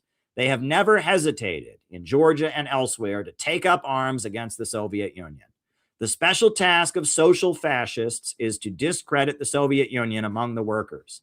We have seen they are the most skilled in building up arguments against the Soviet Union, covering their sophistries with a cloak of pseudo-Marxism. They take up every capitalist anti-Soviet lie and assiduously propagate it among the workers. So much is written by the third period line, blaming it for the rise of Hitler, describing the communists as cultish and authoritarian, and working on behalf of Moscow and not in the interests of the working class. The notion that social democrats and communists could have combined to stop Hitler and prevent fascism in Germany, if not for this Comintern policy, is absurd. The Social Democrats of Germany murdered Rosa Luxemburg, and their politics became more and more reformist as the economic crisis worsened, and they represented German industrial workers lucky enough to remain employed. The Communist Party of Germany was increasingly becoming the party of the unemployed and the semi-lumpen masses, and utilizing paramilitary methods with bread riots and the Red Front Fighters League. The communists and social democrats shot at each other routinely, and most especially during the 1929 Blut Mai uprising in Berlin's Wedding district. The notion of the two groups joining arms in an anti-Nazi alliance was simply impractical, though both offered it on multiple occasions. The reason leftist historians and Trotskyites seethe with hatred for the third period political line is because it rendered communism something beyond the control of the left.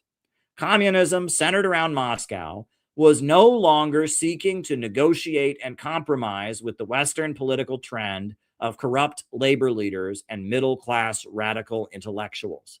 Communism was its own brand, and with the credibility of being aligned with the Soviet Union, was going directly to the masses to recruit for its own revolutionary movement, independent of what had come before. Don't starve, fight was the slogan on which the Communist Party USA organized its mass hunger marches and almost daily unemployed demonstrations across America. Norman Thomas, the AFL bureaucracy, and all the bosses of leftism had no seat at the table and no ability to control it. The United Front from Below shift took the Communist Party out of trying to maneuver for power within the American Federation of Labor and enabled it to build mass mobilizations of the unemployed. International Unemployment Day on March 6, 1930, resulted in mass mobilizations across the country and a riot in New York City's Union Square. The Communist Party built the Bonus Army, an encampment of former U.S. military personnel who occupied the National Mall demanding pensions for veterans of the First World War until it was forcibly dispersed on July 28, 1932, with 2 deaths. The Communist Party's unemployed movement shook the country. And I actually have a photo display of the Bonus Army. 43,000 veterans were organized by the Communist Party in 1932 to occupy the National Mall. They set up tents along the National Mall, and they occupied it, demanding that they receive a veteran's pension. Right? If you're a military veteran and you get any veterans benefits, you've ever been to the VA hospital, you can thank the Communist Party for that, because they organized 43,000 veterans to occupy the National Mall for the bonus army and demand it. And the army was sent out to clear their encampment with tear gas. 2 people died. It's a wild story, but it was communists who organized the veterans during the Great Depression to fight for demanding a veteran's pension with the bonus army. It was a great moment. So I just wanted to show you that's a picture of the bonus army. And they arrived from around the country on trucks. They set up an encampment on the National Mall. Yeah, it's pretty wild. There are many layers to understanding this important pivot by the Communist International. One important reality was that Stalin was actively seeking foreign investment in the USSR. While the consensus among the Western elite was a total boycott and embargo against the USSR, certain captains of industry were happy to trade with the Soviet Union. General Electric, owned by the Morgan dynasty, was contracted by the Soviet Union to help build its power plants. Fred Koch, the father of the right-wing Koch brothers, had been nearly bankrupted by the oil monopolies of America, who rejected his new, more efficient method of thermal cracking. Stalin hired Fred Koch to run the Soviet oil industry. Henry Ford helped establish Soviet auto plants. The liberal and social democratic establishment condemned this. It was the Fabians, the Rockefellers, and the Atlantis establishment that insisted on a boycott of all things Soviet. And these rich and powerful liberals funded and directed social democracy to refuse the communists' offer for a united front. Those who were willing to break ranks with their own class and be hired to do business with the USSR were the industrialists, the captains of industry, who loathed the entrenched banking elites and sought to advance their own profits. Many of these very industrialists who embraced the USSR in the early 1930s would become fascists in the hopes of crushing the industrial unions in the following years. The bulk of the labor movement in the United States and Europe was run by social democrats. The communists had worked tirelessly to form factions within their unions. 1928 marked a shift where the communists built their own labor unions, organizing the unorganized. In 1928 marked the strike of textile workers, black and white together, in Gastonia, North Carolina. When the striking workers were kicked out of their company houses, the Communist Party helped them construct a tent city protected by armed guards. The strike resulted in a shootout, with the sheriff and Fred Beale and other labor organizers fleeing to the Soviet Union to avoid prosecution. And here's a photo from the famous Gastonia, North Carolina strike of 1928, where those are textile workers kind of facing off with the National Guard. There was a miners' strike in Pennsylvania in 1931, led by the National Miners Union, a communist-controlled alternative to the United Mine Workers that was part of the Trade Union Unity League. Harry Haywood, an African-American leader of the Communist Party, who had merged into the party as a leader of the African Blood Brotherhood, recalls the strike in his autobiography, Black Bolshevik. Quote, "Upon arriving in Pittsburgh, I proceeded immediately to the Yugoslav Hall, where a meeting of the Central Strike Committee was proceeding. Representatives from all fields had assembled to vote for the strike and issue the general strike. Foster, Jack Johnstone, Alfred Wagnecht, and Jack Stachel from the National TUUL office were all there and all spoke. But most impressive to me were the speeches of the organizers from the coal fields. Ike Hawkins, veteran black miner whom I had met as a delegate to the 5th Revolutionary International Labor Union Conference, and Tom Myerscough, who had been made the cold turkey speech at the American Commission of the Comintern in early 1921, spoke of the miserable conditions on the coal fields, and it was a determination of the miners to fight back. It was a fight for survival, dramatically reflected in the strike slogan, "Fight against starvation." To this, the miners added, "As well starve fighting as to starve working in the mines." As the strike progressed, Harry Haywood was dispatched to Pricedale, Pennsylvania, to work with local miners, mostly black and Slavic, to support the strike and block scabs from entering the pits. He described arriving in the small mountain town near Pennsylvania's border with West Virginia. And this is a photo. These are photos from this strike in 1930-31. right, of the coal miners' strike in Pennsylvania. I was introduced to Cut Grant, the chairman of the local strike committee. I repeated verbatim what I had learned from the call and summarized the discussion of the strike committee in Pittsburgh. My remarks were, on the whole, well received, but I quickly noticed that only a few black miners were at the meeting. I had been informed that the Pricedale mine had a large black force, but where were they? Most labor unions at the time were racist, some including whites only in their bylaws. The United Mine Workers of America officially banned racial discrimination in its bylaws in 1890, but routinely looked the other way as locals prevented black workers from working in the mines. As a result, miners' strikes were routinely broken by scab labor from African Americans who saw it as their only opportunity to get work in the coal mines. The Communist Party's unions were always racially integrated. And in Pricedale, where Harry Haywood was assigned, this was extremely important. Quote, in many locals, blacks worked with recent European immigrants. In some places, the latter were even the majority. But blacks were elected to union positions, president, vice president, or secretary, because they were the only ones who could speak English. In Pricedale, however, blacks had come into the mines later, most of them brought in as strike breakers as late as 1927. Cut Grant, a slightly built, wiry figure, was a strong and courageous fighter of many mine battles and a recognized rank-and-file leader. He was also afflicted with the white chauvinist illness.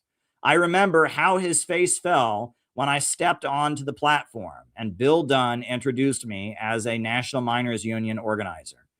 There was a sharp contrast between his enthusiastic introduction of Dunn and his apologetic tone in introducing me.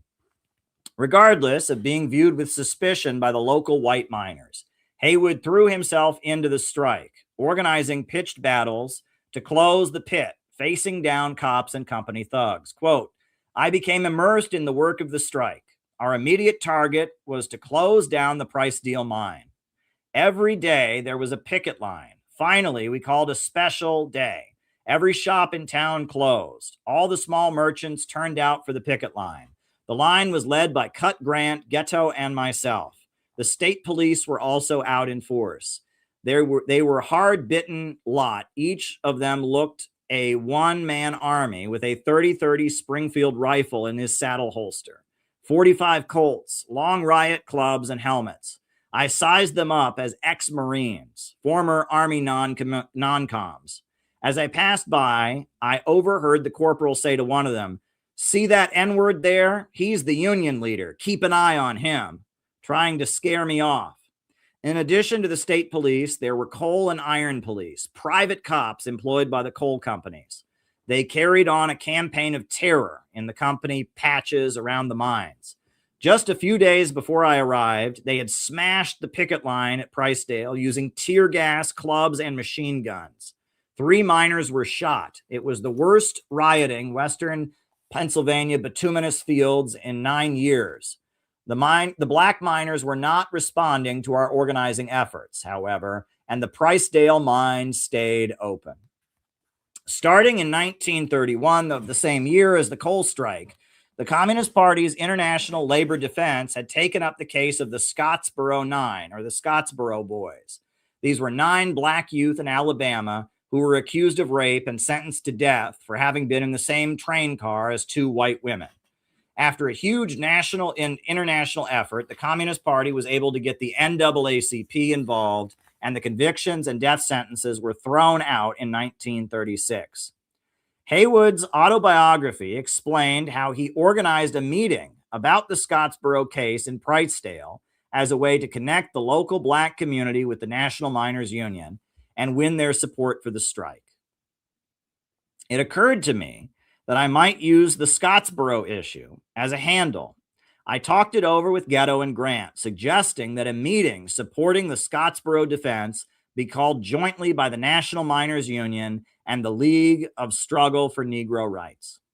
There was no League of Struggle for Negro Rights in the field, but I felt as the national secretary, I had the authority to use the name. I suggested we try to get a hold of the International Labor Defense famous black orator, Richard B. Moore, who was touring the country on behalf of the Scottsboro Boys. I suggested we issue a special leaflet to the black miners, advertising the meeting, asking them to come out and hear the latest on the Scottsboro Boys. They agreed, and we put out a special leaflet, which included special demands of the black miners against discrimination. Richard B. Moore, who was brought to this remote area of Pennsylvania to win the black community to support the strike and push white miners to drop their white chauvinism, was a black revolutionary born in Barbados. Like Haywood, he had merged into the Communist Party with the African Blood Brotherhood. Moore eventually established and managed the Frederick Douglass Book Center in Harlem, a center used by black nationalist and communist groups from 1942 to 1968 at what is now the site of the Adam Clayton Powell office building. And this is a photo of Richard B. Moore, the communist African-American leader. Haywood recalls how Moore moved the audience of thousands of black and white workers. The meeting was held on a hot Sunday afternoon under a large tree in Fairdale, a neighboring town where our strike headquarters were set up. Several thousand people, miners and their families, turned out, and for the first time, black faces were among them. It seemed the entire black community had come out. Richard B. Moore was at his best. He spoke for over 2 hours about the international situation, the crisis, unemployment, Scottsboro, and the miners' strike. He linked them all together and was frequently interrupted by applause as his ideas stuck home with the audience. He ended with a rousing plea for unity of black and white miners in the strike. The people were just spellbound. Cut Grant came over to me, eyes moist with emotion. He could hardly speak. My, I've never heard a speaker like that before. Moore's speech seemed to have purged Grant of his white chauvinism. I believe he joined the Communist Party the next day, and the black miners at Pricedale joined the strike.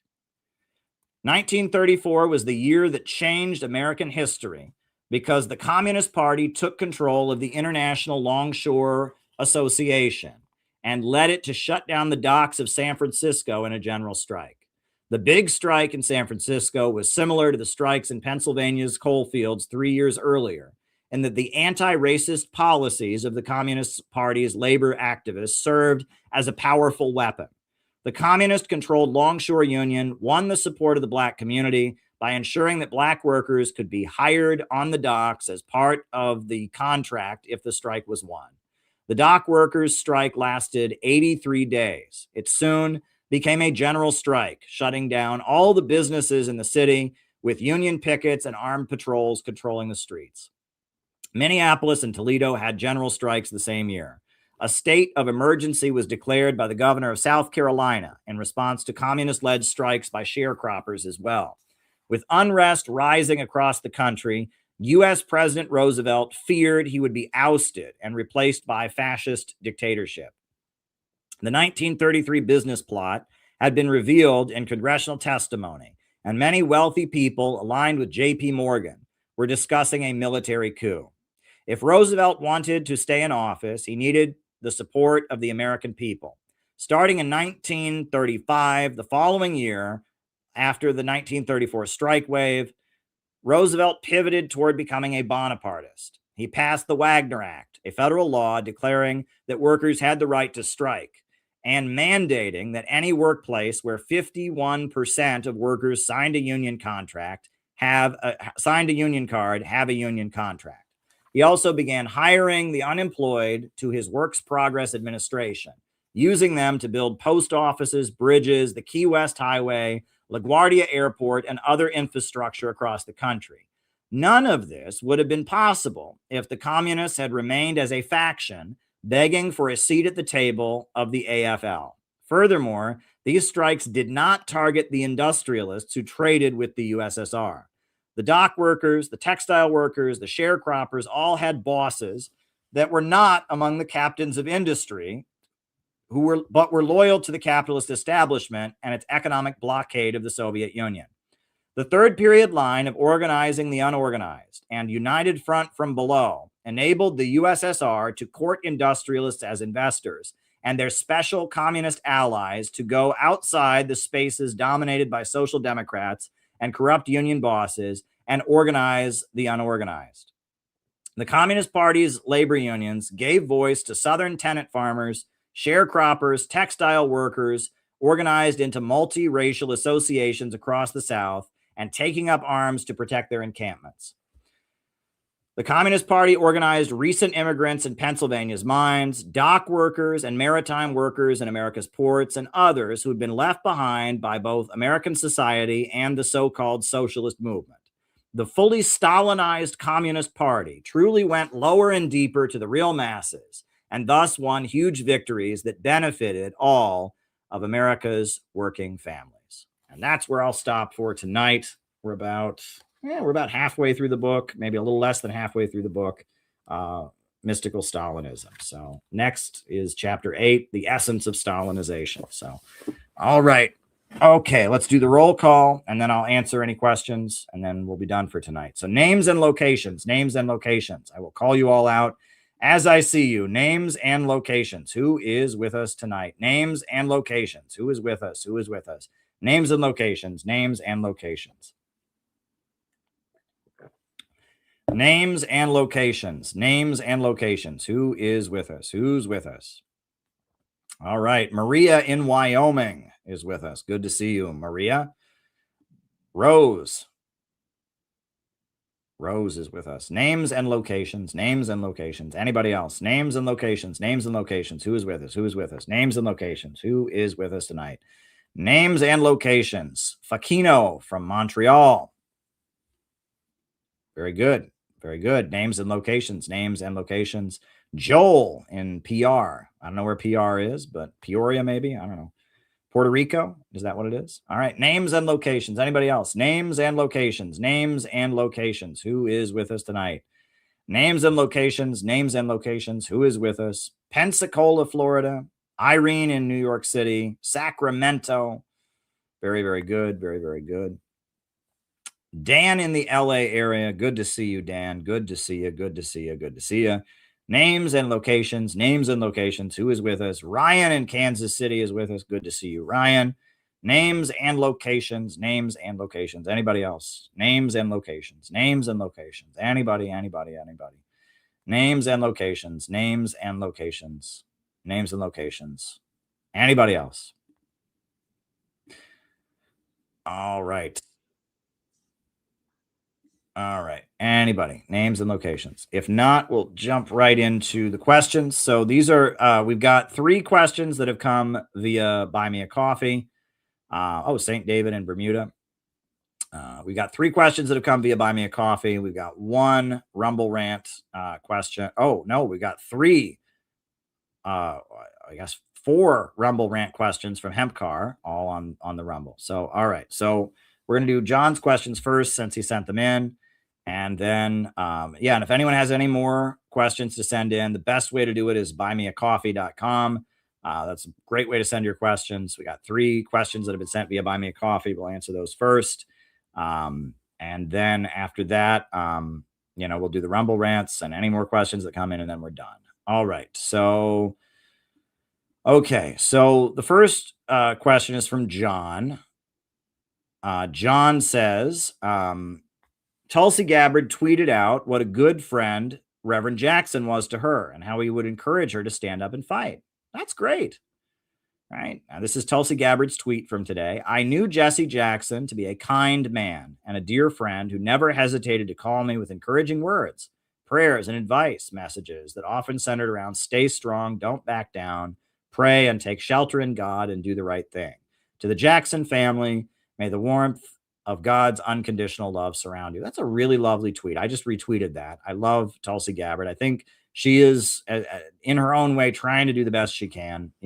She's the best thing within the Trump administration right now, and that's great. That's great. And then he also says Jesse Jackson was a strong supporter of Korean reunification. And he points me to an article about how Jesse Jackson was involved in 2018 in bringing together leaders, Korean religious leaders and such. And I think that's great. And how he supported and he defended the basketball player Dennis Rodman going to North Korea. And I think that's awesome as well. And that, yeah, I mean, Jesse Jackson is a complex figure. I'll just say this. I was going to mention this earlier. I might as well mention it now. I met Jesse Jackson because in 2009, there was an event in Detroit, like a protest in Detroit. I guess like there was some kind of banker convention or something that was happening in Detroit. And the Workers' World Party organized a protest against it. And Jesse Jackson showed up. And that was kind of a big deal. And that was because they had a relationship with him, right? I mean, they had run his campaign in Michigan in 1984. And even though he was not where they were at, he actually showed up. Jesse Jackson came and spoke at a Workers' World Party run rally in Detroit. And it was in like 2009. And I was there for that.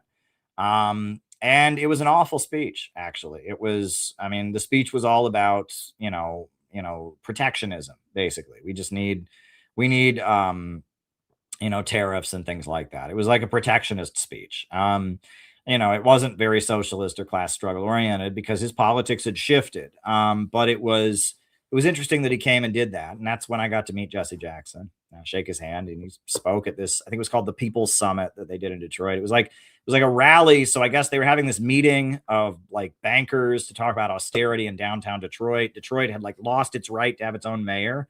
They had appointed like a, what do they call it? Like, I guess it's when a city is in debt, they put you into receivership and then you're not allowed to have your own mayor.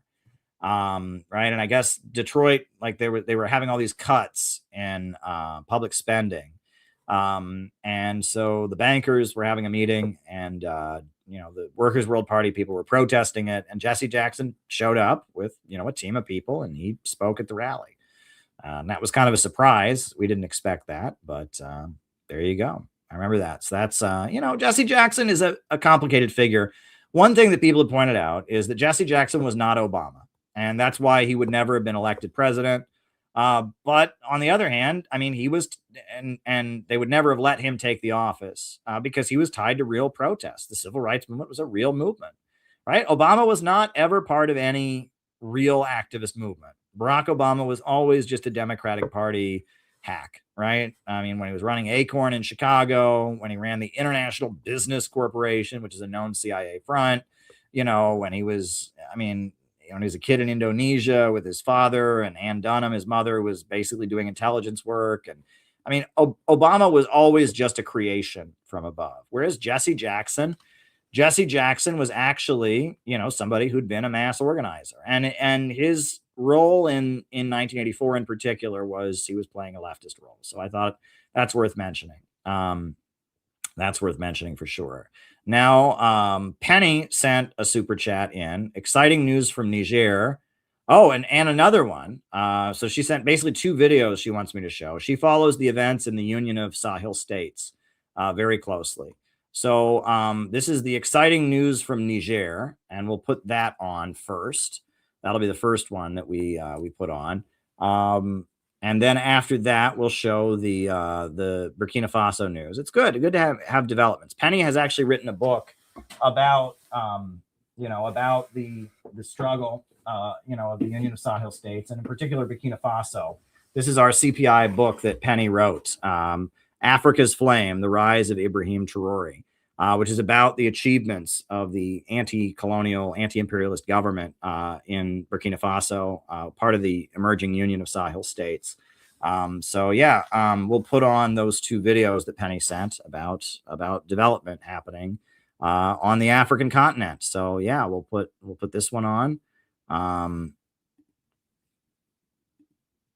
All right. So we're downloading the first one. And we'll put that on, and I guess I'll start the second one downloading while we are watching the first one. So this is exciting news from Niger. Niger is part of the Union of Sahel States. So, there's the Union of Sahel States. Africa, on the African continent, you have Burkina Faso, Niger, and Mali. And they have formed this, they all have anti-imperialist revolutionary leaders that are aligned with Russia. And they're all, you know, building up as anti-imperialist governments, raising their people up. So this is about exciting news from Niger. It's just exciting news from Niger. Niger infrastructure minister has visited some of the projects that is going on in Niger. According to him, there is a say that where there's no road, there's no development. Where there's no road that will convert goods and services, there's no development. So now they are building the road that were destroyed, and they are repairing some, and they are building new ones. Did I say two things at the same time? It's a joy to see development in Africa. The Nigerian Minister of Equipment and Infrastructure visited the urban road development and paving project site in Niamey. The minister in charge of infrastructure also went to the Niamey-Balayara-Loga road to assess the progress of the work there as well. Report by Gerard Abdouaziz Boubacar Irman Maega.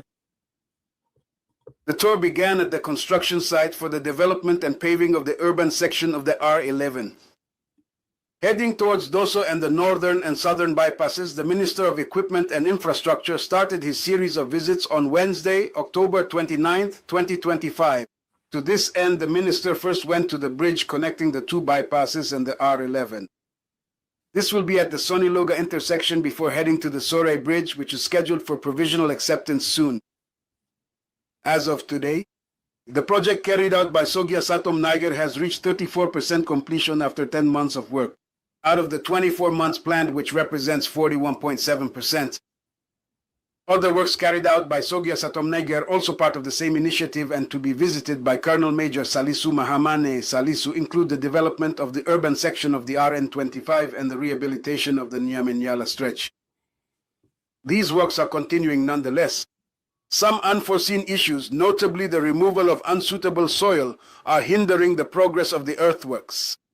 Colonel Major Salsum Haman Salsu concluded his series of visits with the rehabilitation works on the Niamey-Balé-Araloga road, for which the contracting authority and the delegated project management agency for road maintenance is the motor funded by the Road Maintenance Fund TEFER. The project covers a total length of 135 kilometers starting from Niamey along the RN25 up to Baleara, which is 95 kilometers, and then continues on the RN23 up to Loga. It involves repairing potholes and restoring the base layer in the most severely damaged sections. 8 kilometers and the wearing course with 8 layers of surfacing over a width of 7 meters and a length of 125 kilometers. The work, which the Ministry of Equipment and Infrastructure has highly praised, is at a progress rate of 64% compared to 76% of the time elapsed. So this is the time to encourage and congratulate all the stakeholders, to thank them, and to remind them that the entire nation is counting on them for the work that is currently being done. Because roads bring goods and services from one place to another, from point A to point B, as the Chinese say, if you want to be rich, build a road. And it also contributes to security. Colonel Major Salisu Mohammed Salisu also visited the gravel crushing plant of the company More BTP, where he was pleasantly surprised when he discovered a high-capacity asphalt mixing plant.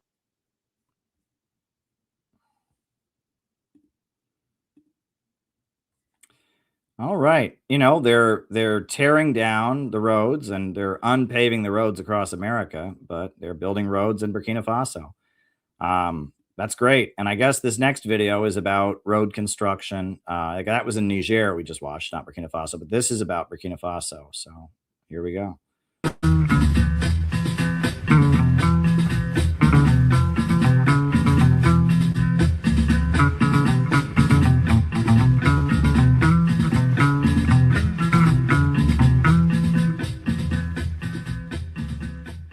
Nous sommes ce matin sur le site de l'autoroute du Burkina.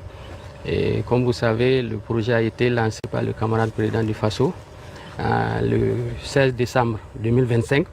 Donc il nous a instruit naturellement d'avoir un suivi des travaux. Et nous sommes là aujourd'hui pour faire le point, en tout cas faire le suivi de la première phase des travaux qui consiste aux travaux préparatoires, au nettoyage au déblayage de l'emprise. Et nous sommes en tout cas heureux de constater que sur un linéaire de 332 km, les travaux sont totalement achevés. On va dire en moins de 2 mois, nous sommes totalement à la fin du tracé. Donc c'est le lieu pour nous en tout cas de féliciter l'équipe de Faso Mebo avec à leur tête le directeur général et leur dire que nous les encourageons à engager la seconde phase qui consiste essentiellement aux travaux de terrassement.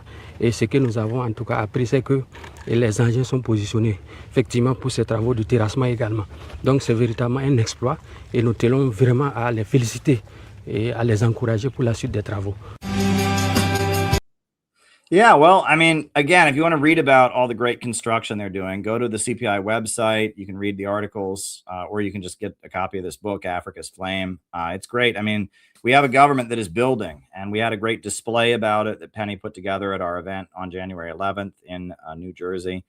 Yeah, so that's very good. And I guess we'll look at Hempcar. He sent 4 questions. He said, this Netflix TV show the diplomat says Greenland is key to take over Russia and our nukes in Scotland. Well, Russia doesn't agree with that. Russia has said they are neutral on the Greenland thing, right? China is very concerned about Greenland expansion by the United States. Russia has said, this is between America and Denmark. They don't care. Right. I mean, they have said this, they're not getting involved. So if I can assure you that if Russia felt that the Greenland stuff was a real threat to them, they would be saying so. Russia seems pretty indifferent about the Greenland stuff.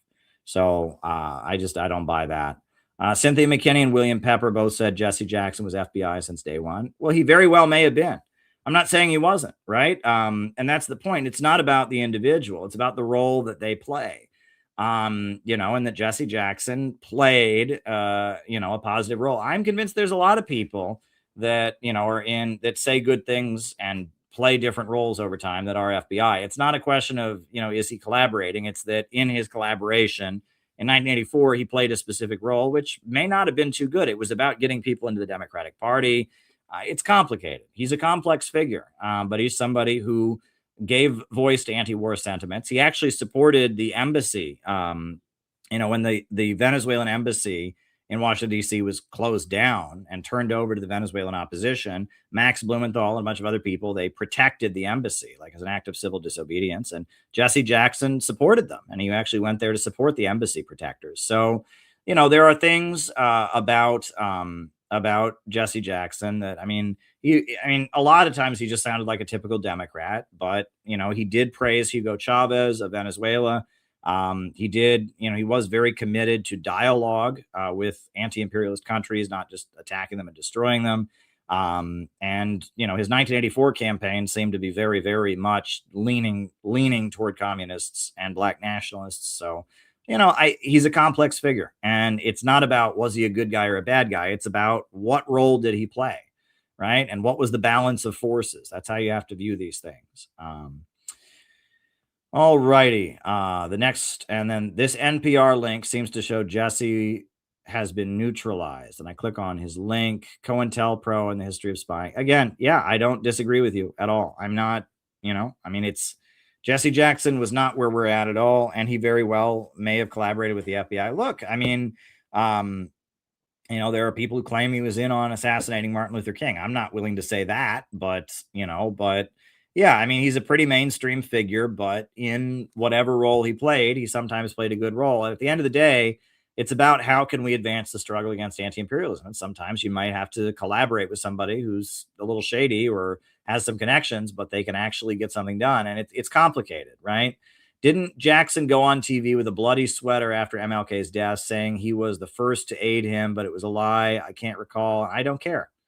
That may be true. I don't know. And I don't care. And I don't like this, right? It's like somebody, he just died, right? He's a mixed figure. No one's here saying that he was a saint. He's a mixed figure, but I'm talking about the things he did that matter to what we talk about on these streams, which is anti-imperialism. That's why I'm talking about him. I'm not here to tell you he was a great guy. I'm not here to tell you he wasn't part of the system.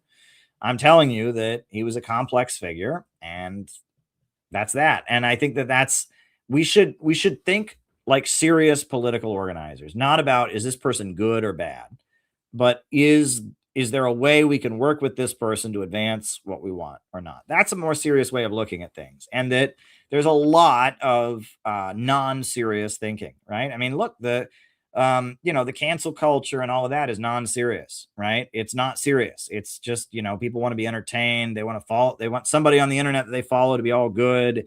And it's like, they don't get it. Like, it's about building a movement, and yeah, like, we need to be more serious than this. I am not, if you think I'm trying to tell you Jesse Jackson was a revolutionary or Jesse Jackson was some ideal, I'm not. I'm saying that he had a complex role throughout his life and that it's worth examining, and that part of his role, even in more recent years, I didn't even realize the Venezuela stuff, even in more recent years, part of his role was, at least giving some support to countries like Venezuela and wanting dialogue with North Korea, and that's important, right? And figures like that can play an important role.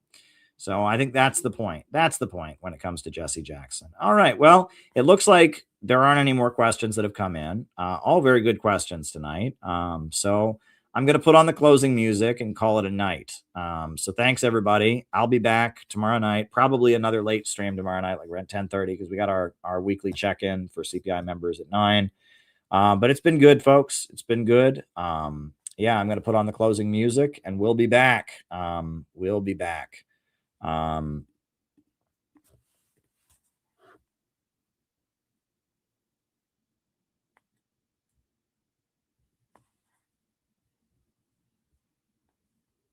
Yeah, just going to put on the closing music. New upsurge in the struggle against U.S. imperialism is now emerging throughout the world. Ever since World War II, U.S. imperialism and its followers have been continuously launching wars of aggression. But the people of various countries have been continuously waging revolutionary wars to defeat their aggression. And while the danger of a new world war still exists, and the people of all countries must get prepared, revolution is the main trend in the world today.